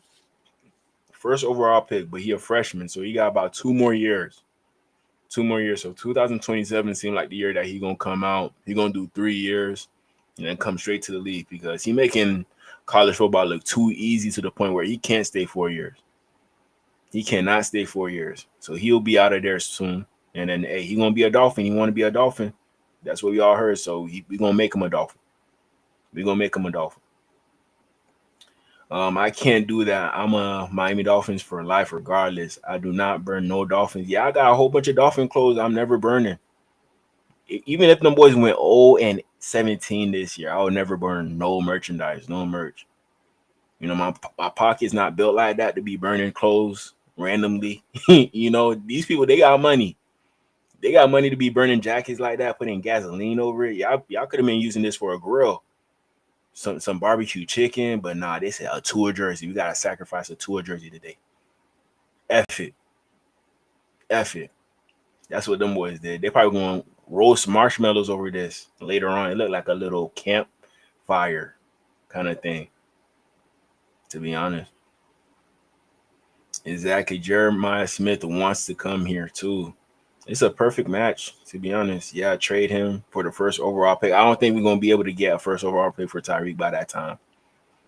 I don't think so. Tyreek Hill value, I think, is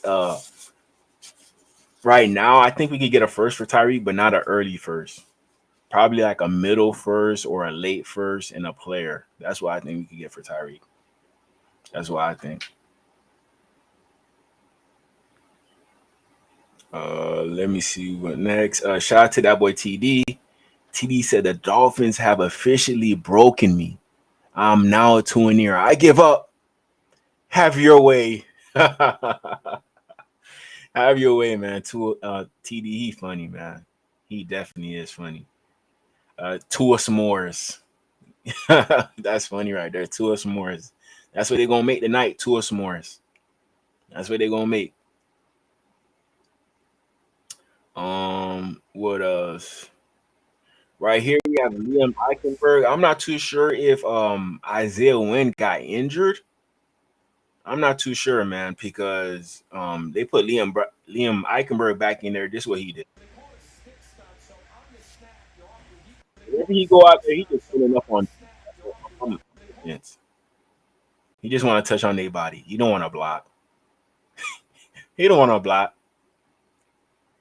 I never seen a lineman fall down so much in my life, man. Doesn't that mean like he has a weak core?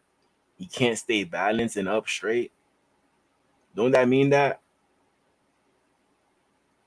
I think so. But yeah, Liam Eichenberg, he's done. He's a goner. I'm sorry, he's a goner. You know, we need something different. We need something different. Patrick Paul, he played right tackle today. You know, Hassan Reddick, he's short the end. So a 6'8" tackle against a 6'2" the end. Hassan Reddick, he gonna get that edge and dip that shoulder. Boom, get that sack. And Tyler Huntley, he got sacked on this one. He got sacked. You know, but I do feel comfortable with Patrick Paul being a right tackle instead of left. Left tackle, you could address it in the draft. Get a different guy to play left and then move Patrick Paul to right. Austin Jackson, move him to backup. And I'll be fine with our tackle room at that point. And from there, we'll probably get another guard. And then we can probably sign another O-lineman, a guard, a tackle type of player. And then I think our O-line will be rebuilt. And we could work with that O-line. A physical O-line, better O-line with better pieces, man. You know, if Teron Armstead retires, then we're just going to have to work with Patrick Paul and make sure he's the closest thing to Teron Armstead. We got to make sure of that, man, because I don't see that upside with Austin Jackson in regards to him being not as good as Teron Armstead, but even close. But with Patrick Paul, I see more upside compared to Austin Jackson at right tackle. Way more upside. Way more upside, man. Here's some teams that they're saying that Tyreek Hill should go to. They got the Chargers. They got the Chiefs again. They got the Patriots. Ain't no way he go to the Patriots. Ain't no way. Ain't no way he go to the same division, but the Patriots, they're gonna be a team next year. They're gonna be a team. They got Joe Milton and they got Drake May. And on top of that, they got $100 million in cap space. I'm telling y'all, Patriots, be on the lookout. Be on the lookout, man. And if they get Tyreek, that bread talking. $100 million, that bread talking. You know, Tyreek Hill, you probably wouldn't mind going up north because of if they offer him more money, he's still gonna have to pay the taxes. But the money that they give him has to be more to make up for whatever he has to pay for taxes. So Patriots, I don't think it's realistic, but it's up there. You know, the Patriots, they're looking for a receiver this offseason. They are. Here they got the Commanders. I like this fit right here. Him, Jaden Daniels, Terry McLaurin. That's like you putting the Miami offense with the Commanders, to be honest. You know, Terry McLaurin, one of the fastest receivers in the league. Tyreek Hill, one of the fastest. You know, it's kind of like a similar thing in Miami going to Washington, D.C. Similar thing. You know, I don't know if the environment is a factor in regards to where Tyreek Hill goes, you know, the weather. But if he wants to leave, then these are the teams, the Chargers and Falcons for sure. Chargers, Falcons, Commanders. Those are the three that I'm thinking. Y'all let me know in the comments what y'all thinking for Tyreek in regards to team destination that he could go to. Let me know in the comments. Let me get to y'all comments real quick. What do you think drafting Jackson Dart or Jalen Milroe? I kind of like Jalen Milroe a little better. Jackson Dart, I don't think he has much upside in regards to getting us to the big game. Jalen Milroe, he probably does. We could probably use his legs a little bit, you know, make a different dynamic in regards to the offense. And he has a strong arm, you know. We've seen this with Lamar Jackson. He came out of college. He had a strong arm. He could run. But he just needed more, technique in regards to his throwing. I always knew Lamar had a strong arm. One time I was at practice and I ain't play at the same high school as Lamar Jackson, but I knew some people who play at the same high school and they said they seen Lamar Jackson throw the ball 100 yards before in high school.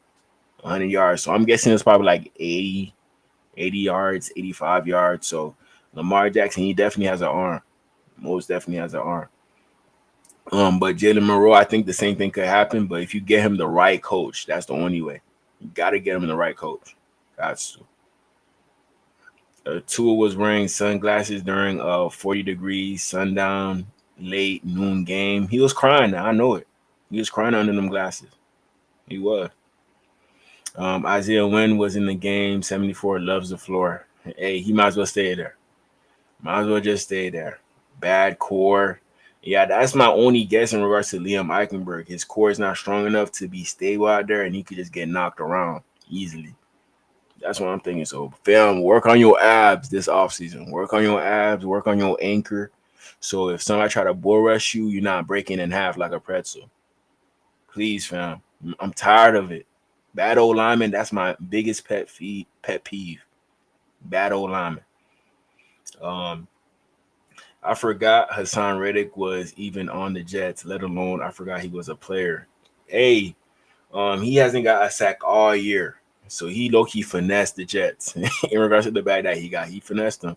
He's gonna be a free agent this year coming up. Who knows? He might have some interest in Miami. Who knows? We're gonna see.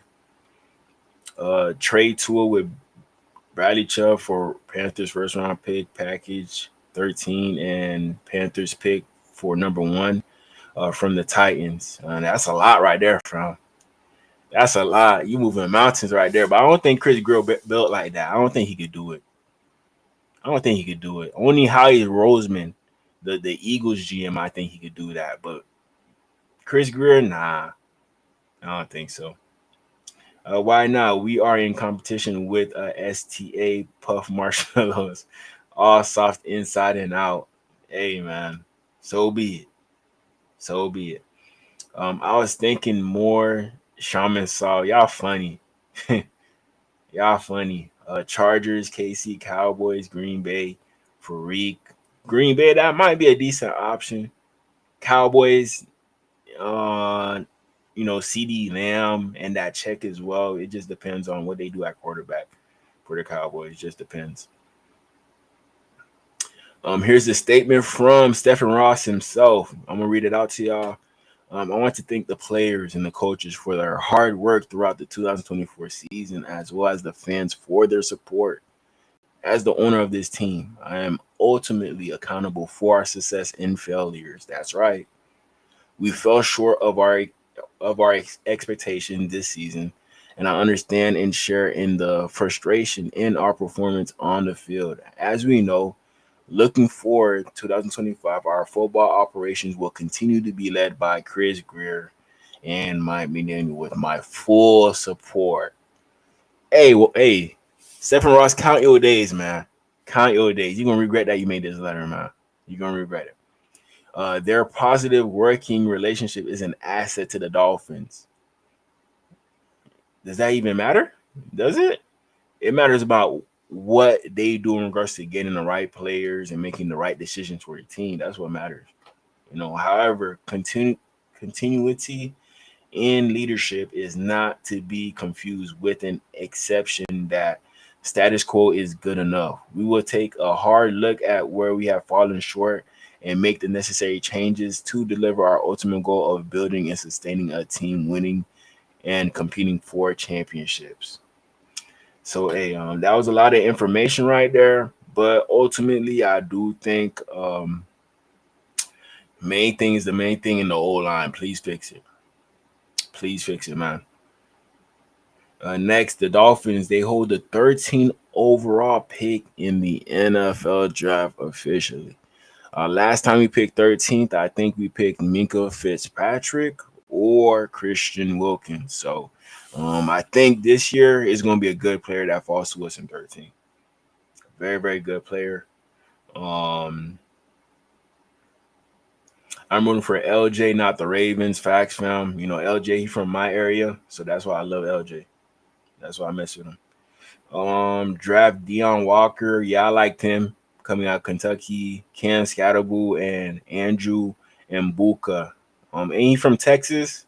I just watched his film today. That's a pretty good safety right there. Number 4. He looked like a Cater Kohu when he was out there playing. That's what he looked like to me, but like a better version of Cater Kohu. Cam Scatterboo, he's a different breed, man. Different breed. I watched that last game. That boy threw for a touchdown. He caught a touchdown, and he ran for a touchdown, all in the same day. All in the same day, man. So he pretty much did everything for Arizona State when he was playing for him. And Deion Walker, you know, he's one of the most athletic big D tackles I've ever seen. You know, this is a guy that I would take in the first round, Deion Walker. I would. If there's nobody else available with our 13th pick, I would take Deion. I hope Lamar gets a ring. I hope so too. I hope so too. I'm pretty sure he's gonna get one though. He got that demeanor, that drive to continue, fam. You do. Let me see. I wouldn't mind either Colston Loveland or Tyler Warren. Those are two good tight ends too. Two good tight ends, but they're probably gonna be early picks. I don't think we're gonna invest an early pick on tight end because of Jonnu Smith. You'll probably wait till like the 5th round, 6th round, get somebody undercover, low key that Mike McDaniel might think he could develop. That's what I think. Does Teron Armstead retire? Oh man, I think he retires based off certain circumstances. If the team that makes moves this offseason to the point where it gives Teron Armstead confidence to come back, then he'll come back. But if all signs point to him not having no reason to come back, then he won't come back. He'll just retire. He'll just retire, man. So it just all depends. Like all the veterans, what they say. I gotta take some time out to myself, reevaluate my decision just to make sure I'm making the right one, and then I'll be right back with y'all.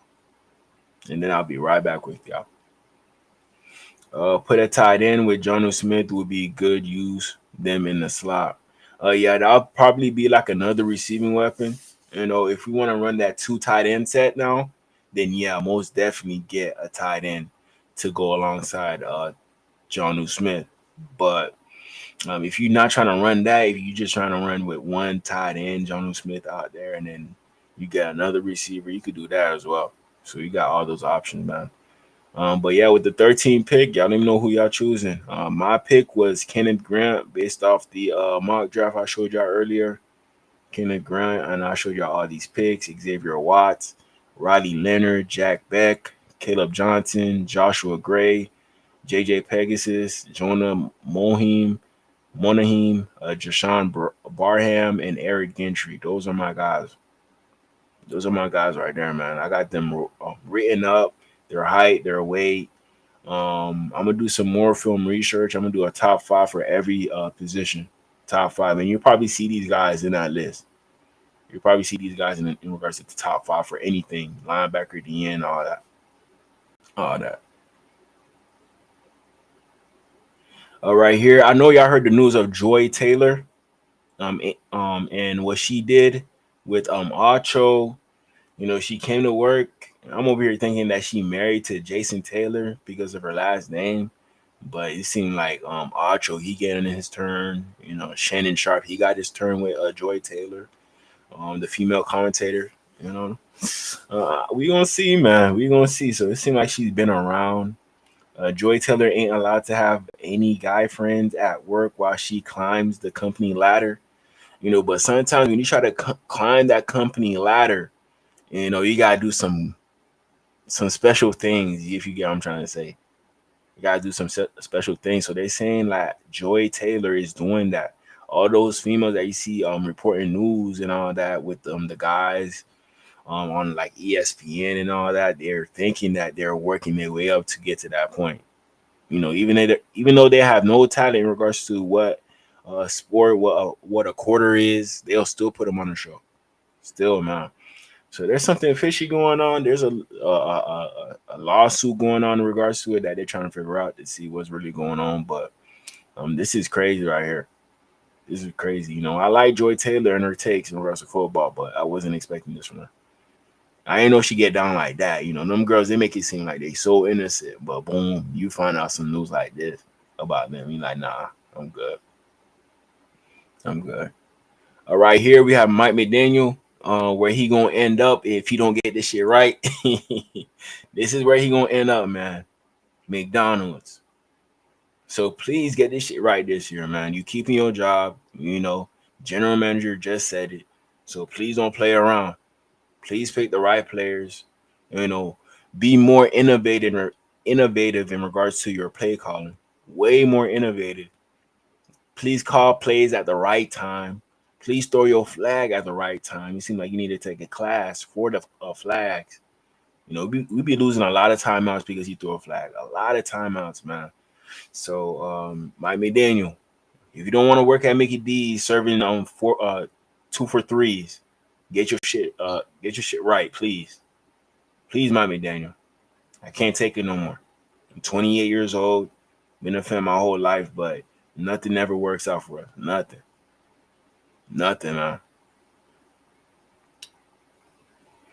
This was Emmanuel Acho and Joy Taylor around Fox Studios. You know, so they're usually on Fox together. They're saying like this type of stuff was happening between Joy Taylor and Emmanuel Acho in the office.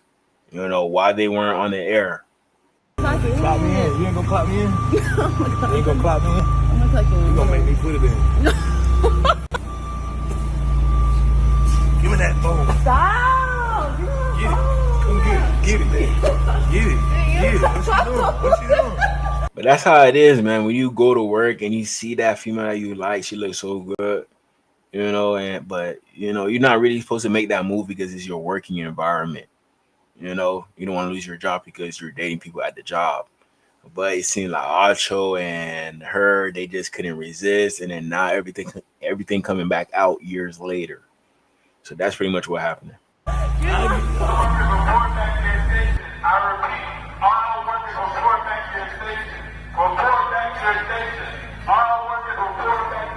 Oh wow. Okay, Drewski. Okay. That's funny right there. That's funny. Imagine if they were really doing that when nobody was looking. Joy Taylor and Emmanuel Acho. Imagine. Right here we have Calais after the game today. Calais Campbell knowing that this may be the end of his career. With an extra long embrace right there with his defensive coordinator, Anthony Weaver. Whether or not it's the end of his career, you know, massive appreciation. You know, what I think is going right here is just like Calais Campbell, he's apologizing to coach, and coach is doing the same thing. Like, man, we both came from Baltimore last year. You know, I was trying to get you to that ring with the Dolphins, but we couldn't do it for you, fam. He probably know that this is the last time he's going to see Calais because he probably going to be on another team trying to get that ring. So that's what I'm getting from this little encounter right here. But this kind of broke my heart in regards to, damn, you know, this was a very, very good signing, but we're not going to make the best use of it because we're not in the playoffs. We're not, man. So shout out to that boy Calais, man. Appreciate that boy. Appreciate him. Can a team possibly use 2 tight ends in one field of play? Yeah. The Patriots did it a few years ago with Rob Gronkowski and Aaron Hernandez, and that was successful for Tom Brady to have very successful seasons. It was. Malachi Starks, probably with him, we would have to use our first round pick. That's another safety that I checked out. You know, we probably gonna have to use our first round pick. He's not gonna be there in the second round. He's not. But if you bring him in, you easily replacing Javon Holland with somebody close. You know, there's only 3 safeties that I think that could replace Javon Holland easily in this draft class. Everybody else, I don't really think so. I went through all the film in regards to the safeties in this draft class, and I just think that Javon Holland, he's not better than 3 of them. Based off the upside, he's not better than 3 of them. I need to look at for pick 13. Yeah, you gotta pick. You gotta see what players would be available at 13. You really gotta see. Let me see here. Where do you get the mock draft for the Miami Dolphins? I go to a website, NFLDraftBuzz.com. They usually have all the players available, you know, on the site. You could make trades, so on and so forth. You could do the draft simulator for this year, the previous years, do a redraft. So this is a pretty cool website. I use other websites as well, but this is my main website for drafting players, checking them out, see what they about. This is my main website. But yeah, man, shout out to Calais.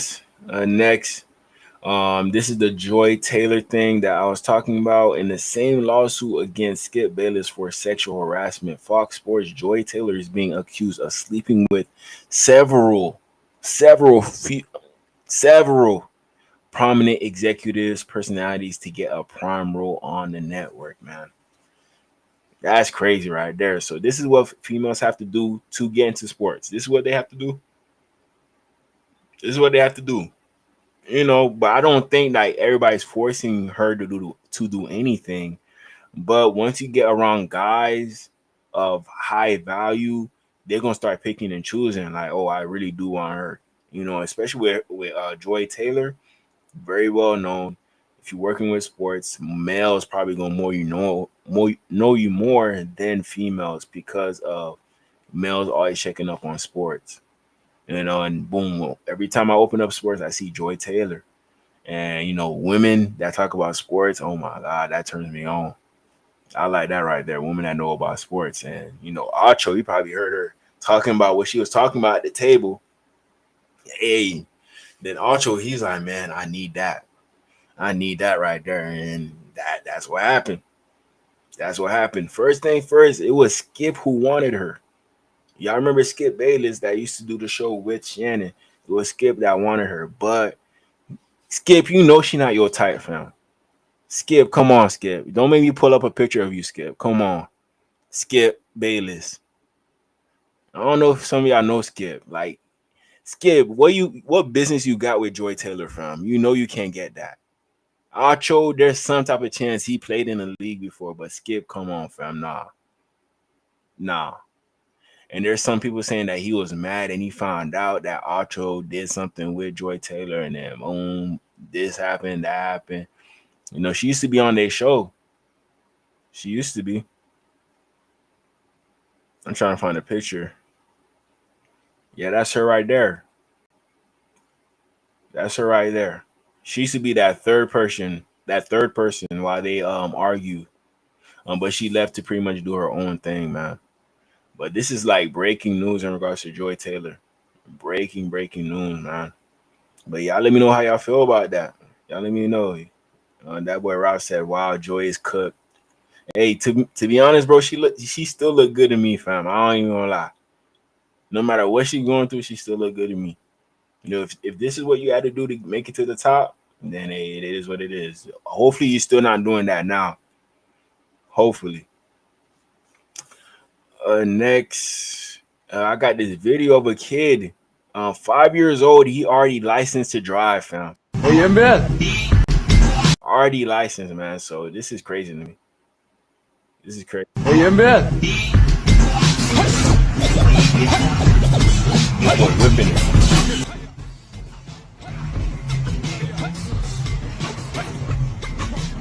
Y'all see how he using that stick shift?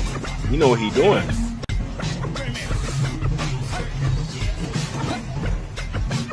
Okay, he's sliding. Okay.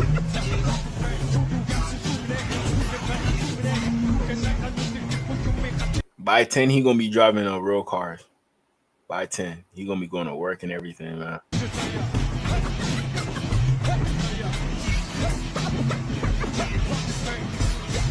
I wonder what game system that is. That's pretty cool.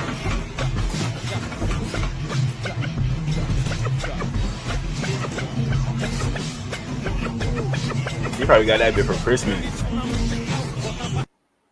Yeah, he probably got that bit for Christmas, man. I'm jealous. Here we got Kodak Black. You know, Kodak Black. You already know he from Pompano. Know your boy. He has a good relationship with Lamar Jackson, and he low key spoke on Marquise Hollywood Brown leaving the Ravens. He didn't want him to leave. You know, Marquise Hollywood Brown, he from the crib too, so it made sense in regards to him saying with the Ravens. But I don't know, maybe he left thinking that gonna be sweet over there with the Cardinals. Not the Cardinals, yeah, the Cardinals. He left to go to the Cardinals, but that didn't work out, and he ended up with the Chiefs, where he at right now. He went to the Cardinals thinking like he could go back to school, not school, but go back to the Cardinals and play with his old teammate Kyler Murray, who he went to Oklahoma with, and that kind of didn't work out with Cliff Kingsbury, and he ended up getting fired and ain't work out with Arizona, and they let him go, and he ended up with the Chiefs. Hey, he might go win a ring with the Chiefs. He might. You know, him and Patrick Mahomes, they have a pretty good connection based off that game that I watch of them this weekend. So, yeah, I don't feel bad in regards to Zay Flowers not being on the Ravens no more, because they got not Zay Flowers, Marquise Hollywood Brown, but they got Zay Flowers now, the first Pro Bowler of all time for the Ravens. So they ain't missed a step in regards to letting go Marquise Hollywood Brown, but it took them a long time to replace him. Took them a long time, but they got a guy. They ain't fun. Like the Ravens and shit, they still like, you know, for Hollywood Brown, they salute me still and shit. I don't know shit like, man, I don't appreciate that shit. Me, man. I don't like that shit. But you supposed to stud it out with fam. Yup. You supposed to thug it out. Ravens, man. I had all that Brad kind of shit, man. For real. Hollywood. I wanna go to them. I wanna go to a motherfucking and this Cardinals. Arizona Cardinals. And I love Arizona as a state, nigga, because I'm AZ. Arizona Cardinals, cause them. And you know what? They can't blame him either, because he went to school, he went to college with the nigga Kyle Murray. But bitch, it's over with. Where that's college, man? Man, bitch. Yeah, Kodak Black, he's saying the same thing. Kodak Black know what he talking about. I'm not even gonna lie. You know, Kyler Murray and all that, and why he left. But he probably like chopped it up with not Kyler Murray, but Hollywood Brown, and see why he left. He probably hit him up like, damn, fam, you left Lamar over there in Baltimore. And Hollywood gave his explanation to Kodak. And then it is what it is. If you really know why he left, you really would know why. You really would know, you know. But I don't think he would take the choice to go back to the Ravens, in my honest opinion. I don't think so. Ain't fun. Like the Ravens and shit, they still like, you know, for Hollywood Brown, they salute me still and shit. I don't know shit like, man, I don't appreciate that shit. Me, man. He not even on the team. He's saying he don't appreciate it. He not even on the team. I don't like that shit. But you supposed to stud it out with fam. You supposed to stud it out with the Ravens, man. I had all that Brad kind of shit, man.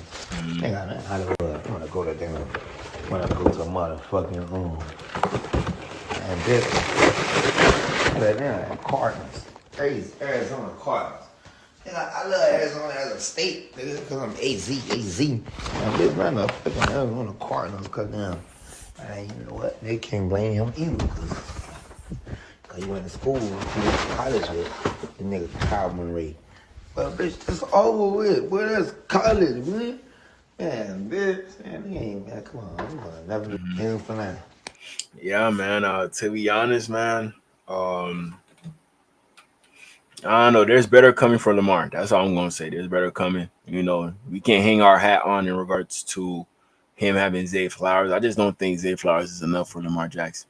I don't think that Mark Andrews is enough for Lamar Jackson. At this point, I think Lamar Jackson making them boys look good. At this point, earlier in his career, it's like, okay, them boys seem like decent weapons for Lamar, but now I feel like Lamar, he turning them boys up to a whole nother level. Whole nother level, man. What's next? I got one of the prospects I've been watching. We got some all-22 tape of him. His name, I I believe it's Jalen Reed, ain't it?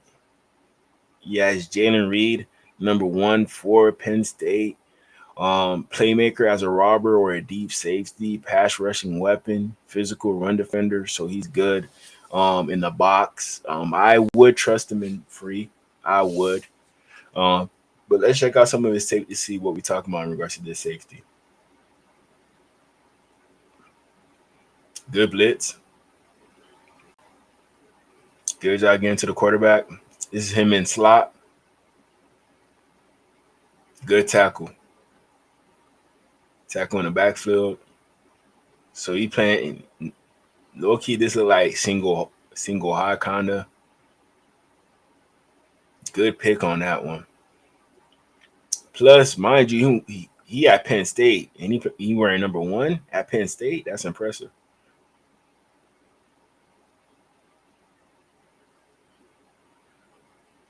He a very good blitzer for a safety. Very, very good blitzer.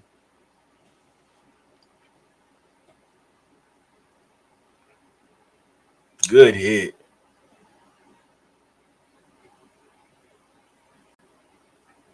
That's a pick.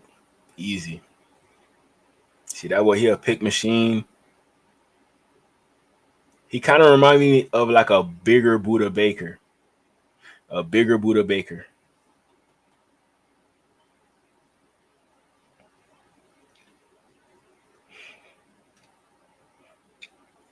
Incomplete. For a shorter guy, he definitely has a good full range.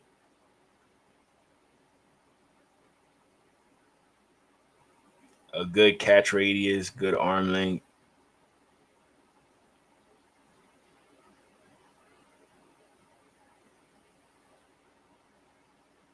Incomplete. Yeah, this is towards the end of the highlight. That boy's still making tackles, man. Still making tackles. But yeah, man, this is one of the safeties that I like in this draft. Y'all be on the lookout for him, but I wouldn't take him in. I wouldn't take him in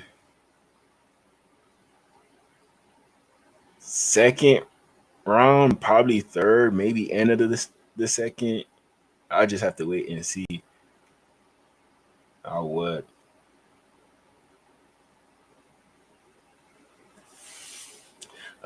Harold Fannin Jr. set FBS record for tight end receptions, 117.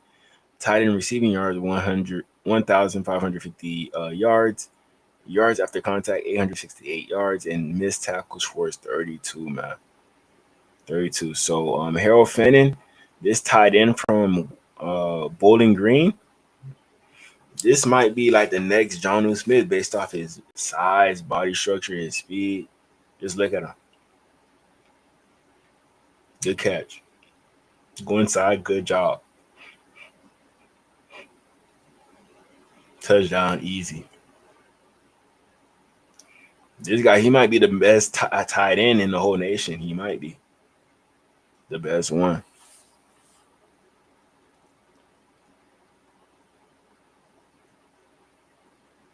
Okay, Zappy. That boy hurdling people.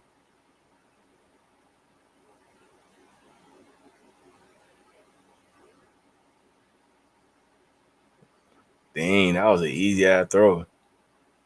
Let me see what he did on that one. Okay, that was just good coverage on that one. Good coverage.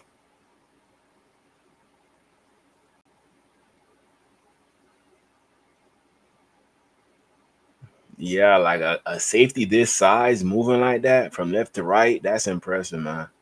That's impressive. So if your team wanted Jonnu Smith, here's your guy. Here's your guy. Like everybody talking about Tyler Warren, everybody talking about Kovlin, but this guy right here, I'm telling y'all right now, tight end 1, in my honest opinion. But I know we're not going to be able to pick early enough to get him. We can, but I don't think we're going to invest a first round pick in a tight end. I don't think we can, but this would be a good fit with our offense. A very, very good fit with the Dolphins. Tight end who could get yards after the catch. You know, you can run that 2 tight end set with both of these tight end, and you can make it work with both of these guys. You can. And on top of that, he got number 0 at tight end. That means you're unnatural right there. It's a touchdown. All right. Give me one moment. Let me see who else we got to check out with y'all.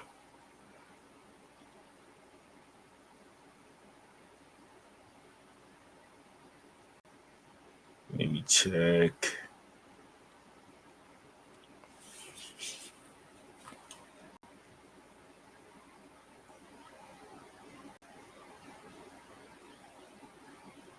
Right here, I got a video. Thank you, but like I don't have time for this. So it seems like she was a little upset because a guy pulled up in a BMW X6 instead of a Scat Pack on her first date. Man, the dating scene is so outdated nowadays, man. So outdated, man. Sometimes you just be feeling like you better off single. That's why you can focus on yourself. You can focus on your family, your well-being, focus on your funds, build it up instead of having to worry about simple stuff like that. You know? I do not want to be in this car. I do not want to be seen in this car at all. Thank you, but you're not looking so good. What you mean? Because why are you in this BMW? Why are you in this car? Why are you not in the Scat Pack What's or wrong? Hellcat? Something like that. Like, what's up? Like, why you keep... What's wrong up? with my BMW? I don't like this. Are you I don't like serious this, right and we now? had this conversation. Like, I don't like this. It's a car. No, it's not the car. It's a BMW. But you better take whatever I got. You better take whatever I got, man. Stop asking for a BMW, especially if I don't got it. Especially if I don't got it, don't keep on asking me. You want to have a black mother wondering? You know what BMW stand for? This is You want me to get in the first car? time going on a date. Sit- Why are you tripping about what car I'm in? Like, I just can't do this. I don't have a Scat Pack. I have a BMW. Well, you need to get you a Scat Pack. That's what I want to be in. I don't want to be seen in this car. I don't want to be in this car. I don't want to be seen getting out this car. Nothing. I don't want to be seen getting in this car. I do not like this car. Let me check it out. Look at this. Why you not in no Scat Pack? Why is So you in you say this? you don't want to go on a date with me because I'm in a BMW? Yes, like what you think is on there because it's the X6, Q6, QRTS, whatever, the LGBTQ, Like, whatever. So what you saying? You don't want to go on a date with me because I'm in a No, BMW? I don't like this car. I wanna be in a Scat Pack. I wanna be in a Hellcat. Yeah, at least she's being honest, man. At least she's being honest. Something fast, loud. I was looking forward to this day all week. I had everything planned out for us to have a good time. Well, we're gonna have to replan or we're gonna have to just delete everything. I don't wanna. It's a car. This is a BMW. It's fat as hell. Nah. Why are you tripping? Nah, this You ain't looking it. good. I'm looking good. Why are you making a big thing about A what car I'm BMW? in? I don't have a Scat Pack. I have a BMW. Like a chick like this, you gotta humble her. You gotta do something to humble her. Like, come on, man. Come on, man. I low-key think this is fake, but I don't know. I seen it. I wanted to react to it with y'all. Let's see what's next on my list. I seen this kid. He look like he could play for the Dolphins right now at running back. You know, starting linebacker. Like, ain't no way you this big at the age of 2.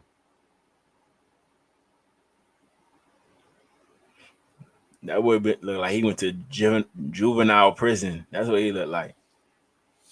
He looked like a crash out dummy. He could probably do a good 100 push-ups right now.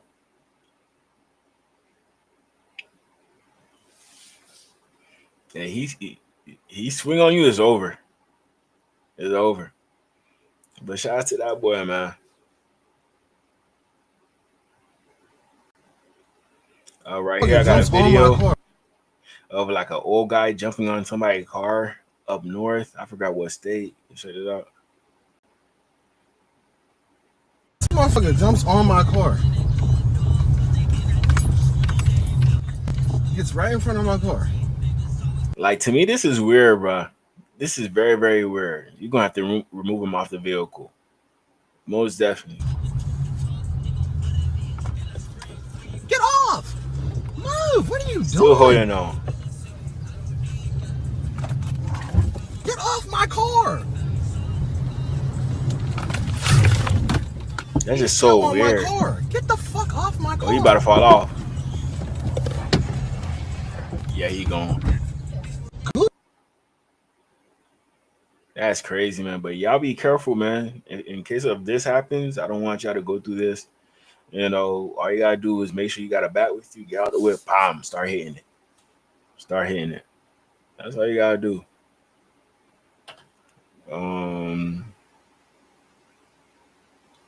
Let me see what else I got for y'all. Right here, we have Jaden Daniels. Hey, Jay. You know, there's rumors that the Giants wanted to pick up Jaden Daniels. There's rumors about that, but you know, Washington Commanders, they wasn't having that. It wasn't. But let's check this out. Hey, Jay, erase that Z, make him the F. Erase the X and make him the Z. Erase the W, make him the X. Erase the T and make him the H. Ready? Yep. Gun trolley right, 64 house X in. Give it back to me. Nope, don't look at it. Oh, you want me? Give it back to me how we call it. The whole play? Yeah. Gun trolley right, house FN. Okay, X in. X in. That's okay. And then if it's cover one, what do we want you to do? Probably. Throw a touchdown. All right, I like that answer. Okay. Yeah, that way he was cheesing off of that. Cheesing most definitely, man. So that was the quarterback that Dayball wanted for sure. That was the quarterback, but he didn't fall to him.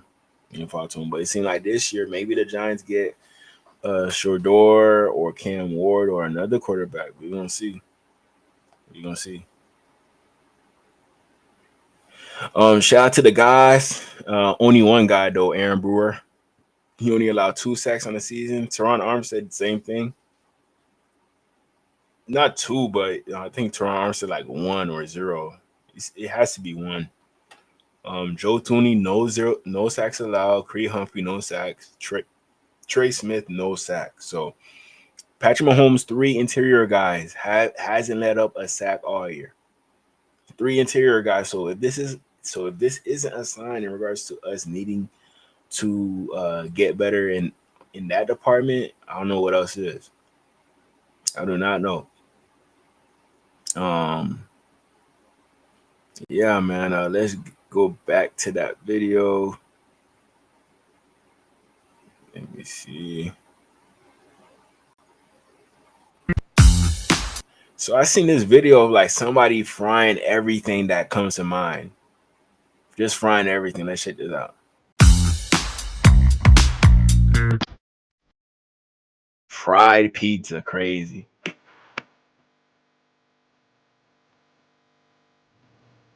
don't know what that is.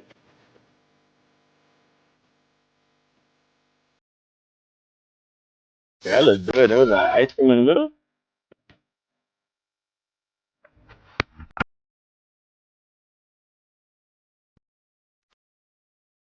And you about to eat the whole thing.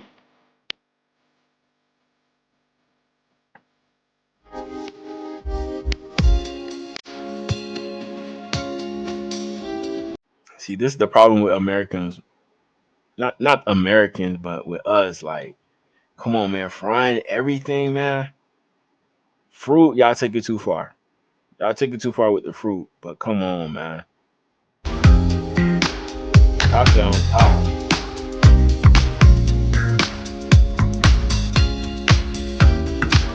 How you gonna fry ramen noodles?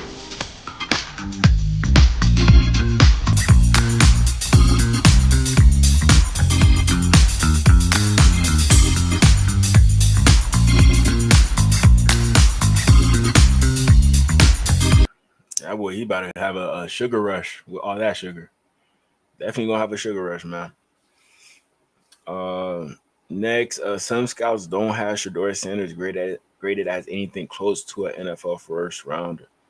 You know, hey, Shador, make sure you got a transfer plan intact while you're going to the NFL. Make sure about that because if he doesn't go in the first round, I'll be shocked. He has to go at least in the first round. At least the first round, man.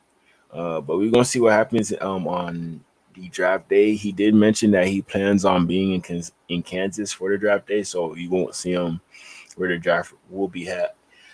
Excuse me. I mean, you won't be able to see him where the draft will be held at. which I think it's up north somewhere. I'm not too sure. I forgot. Here goes a rumor of Ben Johnson, the OC, wanting the Jaguars job. Let's check this out. The connection that I do have with Mark Brunell. Sure. And we stay in contact. We text and we call.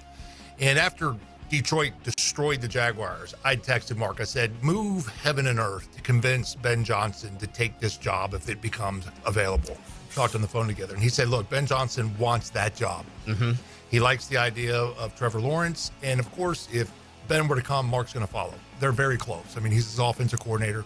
He would be the quarterback's coach here in Jacksonville for Trevor Lawrence. Of course, you don't know what to believe these days when you see stuff, on your phone or something about, oh, it's already a done deal, but, with Ben Johnson, you're talking behind. I don't know any of that. What I do know from Mark Brunell, who obviously is a 100% reliable source, is that Ben Johnson wants this job if it becomes available. That's crazy, man. That's crazy. I'm pretty sure it will be available. And everybody thinking Ben Johnson probably going to go to the Bears. That's probably a but. Recent speculation in regards to Kingsbury, he might interview for that Bears job since he used to coach with Caleb Williams, the best quarterback in the whole nation. So that's a win-win situation. Win-win situation. Next, what do we have here next?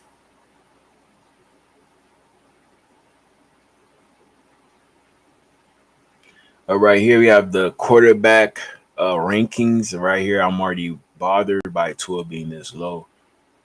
Kind of bothered by this. I do think Tua deserves to be in what section of this list? He needs to be right above Drake May, in my honest opinion. No, right under Russell Wilson. Right under Russell Wilson. No, under Nick. No, not Stroud. I can't do Stroud like that. But what Stroud doing all the way down here? I'm confused. He should be a little bit higher than that. A little bit. But he had a bad year, I say. He did. In my honest opinion, I think. Let me see. Richardson, he way down there. Rudolph, he way down there. So it seemed like a whole nother regular day in regards to who we going up against. It just depends on how good the defense play us. But hopefully we could just put some points on the board with these guys. Hopefully. What else? All right, here we have DK Metcalf. Let's check them out. This is in high school.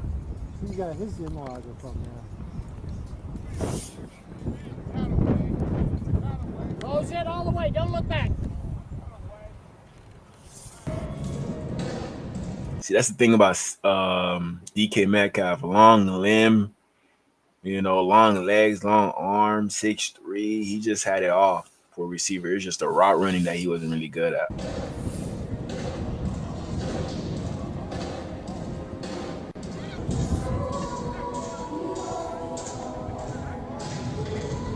Good catch. See, he trying though.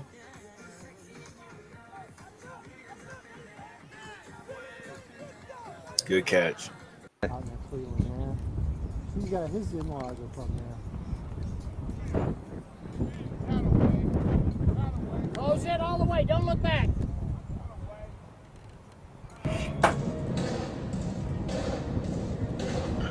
Yeah, that boy moving, man. I ain't gonna lie. DK was moving. DK, imagine him being a Dolphin, but he's not a good route runner, so now I can't see it. Now I can't see it, man. But shout out to DK Metcalf with the Seahawks. We're gonna see if he's gonna ball out next year. We're gonna see. For the Saints, they will be hiring Aaron Glenn as their new head coach. He used to play for him and he used to coach for him when Dan Campbell was there, when Sean Payton was there. So it seemed like he loved Louisiana. The Saints, they don't care about no offensive coordinator being a head coach. They're not trying to develop the team. But hopefully Aaron Glenn brings that culture from the Lions to the Saints. That's probably why they hired him, just so he could do that right there. Exactly. And I do think he's capable. I do think he's capable, man, but he just has to get in that building first. He know everybody already off face. He already know most of them at least. And all you gotta do is bring in new players, get set up, and you good. All right. And also, there's been some rumors in regards to JJ McCarthy.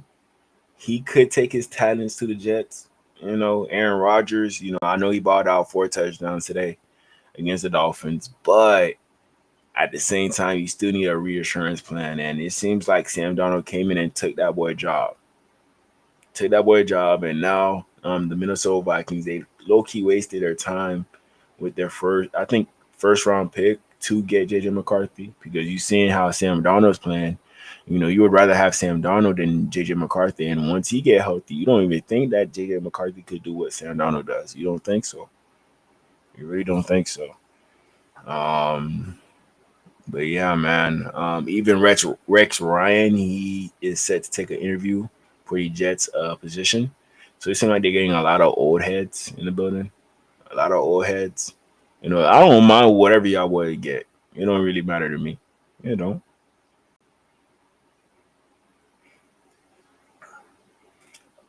All right, let me see what I got next for y'all.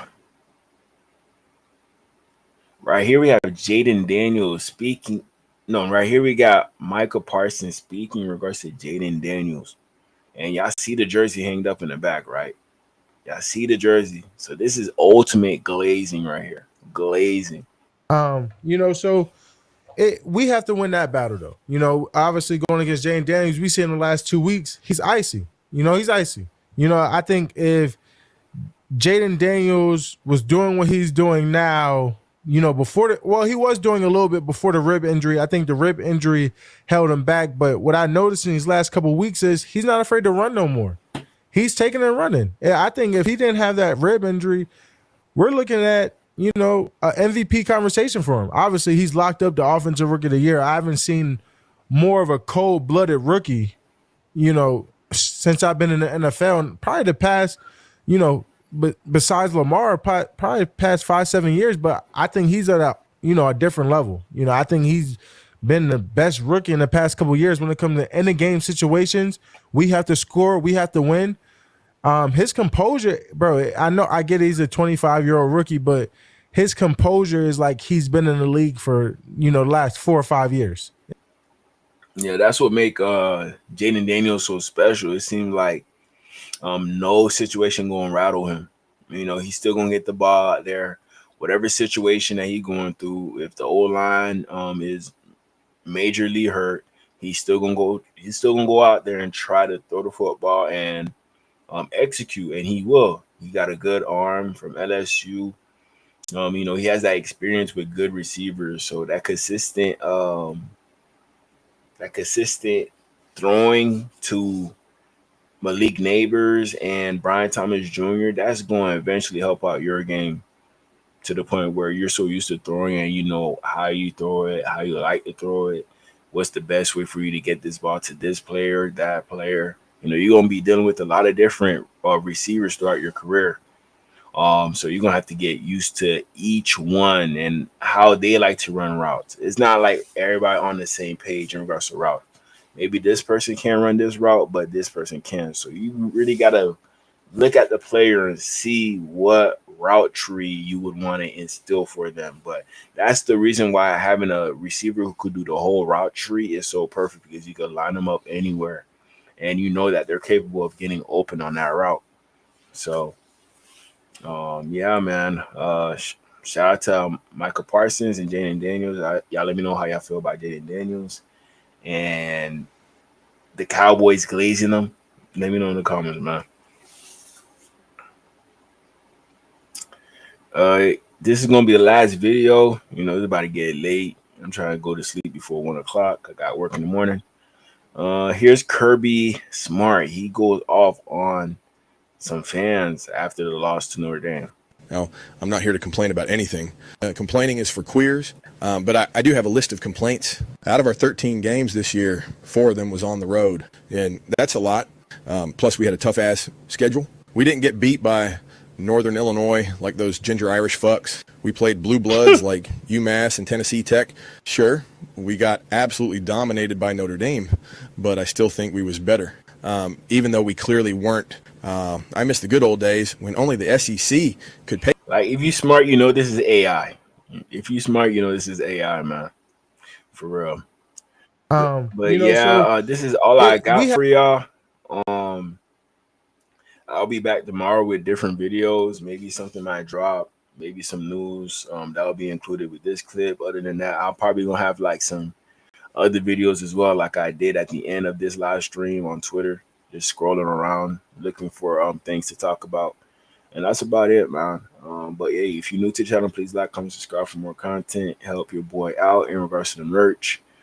I'll get y'all merchandise. We got hoodies, workout shirts, everything on the website. Please help your boy out. It's currently 20% off. 20% off. So y'all can't beat that. Y'all can't beat that. But hey, I appreciate y'all, love y'all. You already know what it is. It's DGE Dolphin Gang Entertainment. It's your boy DG. And I'm going. Wait, I see a comment. Was that my boy Ralph? Yeah, I'm pretty sure I'm gonna see you tomorrow, Ralph. Appreciate you for putting up on me, and I appreciate everybody in the chat that pulled up. I know all y'all. It shows me after the live stream. Appreciate y'all, love y'all.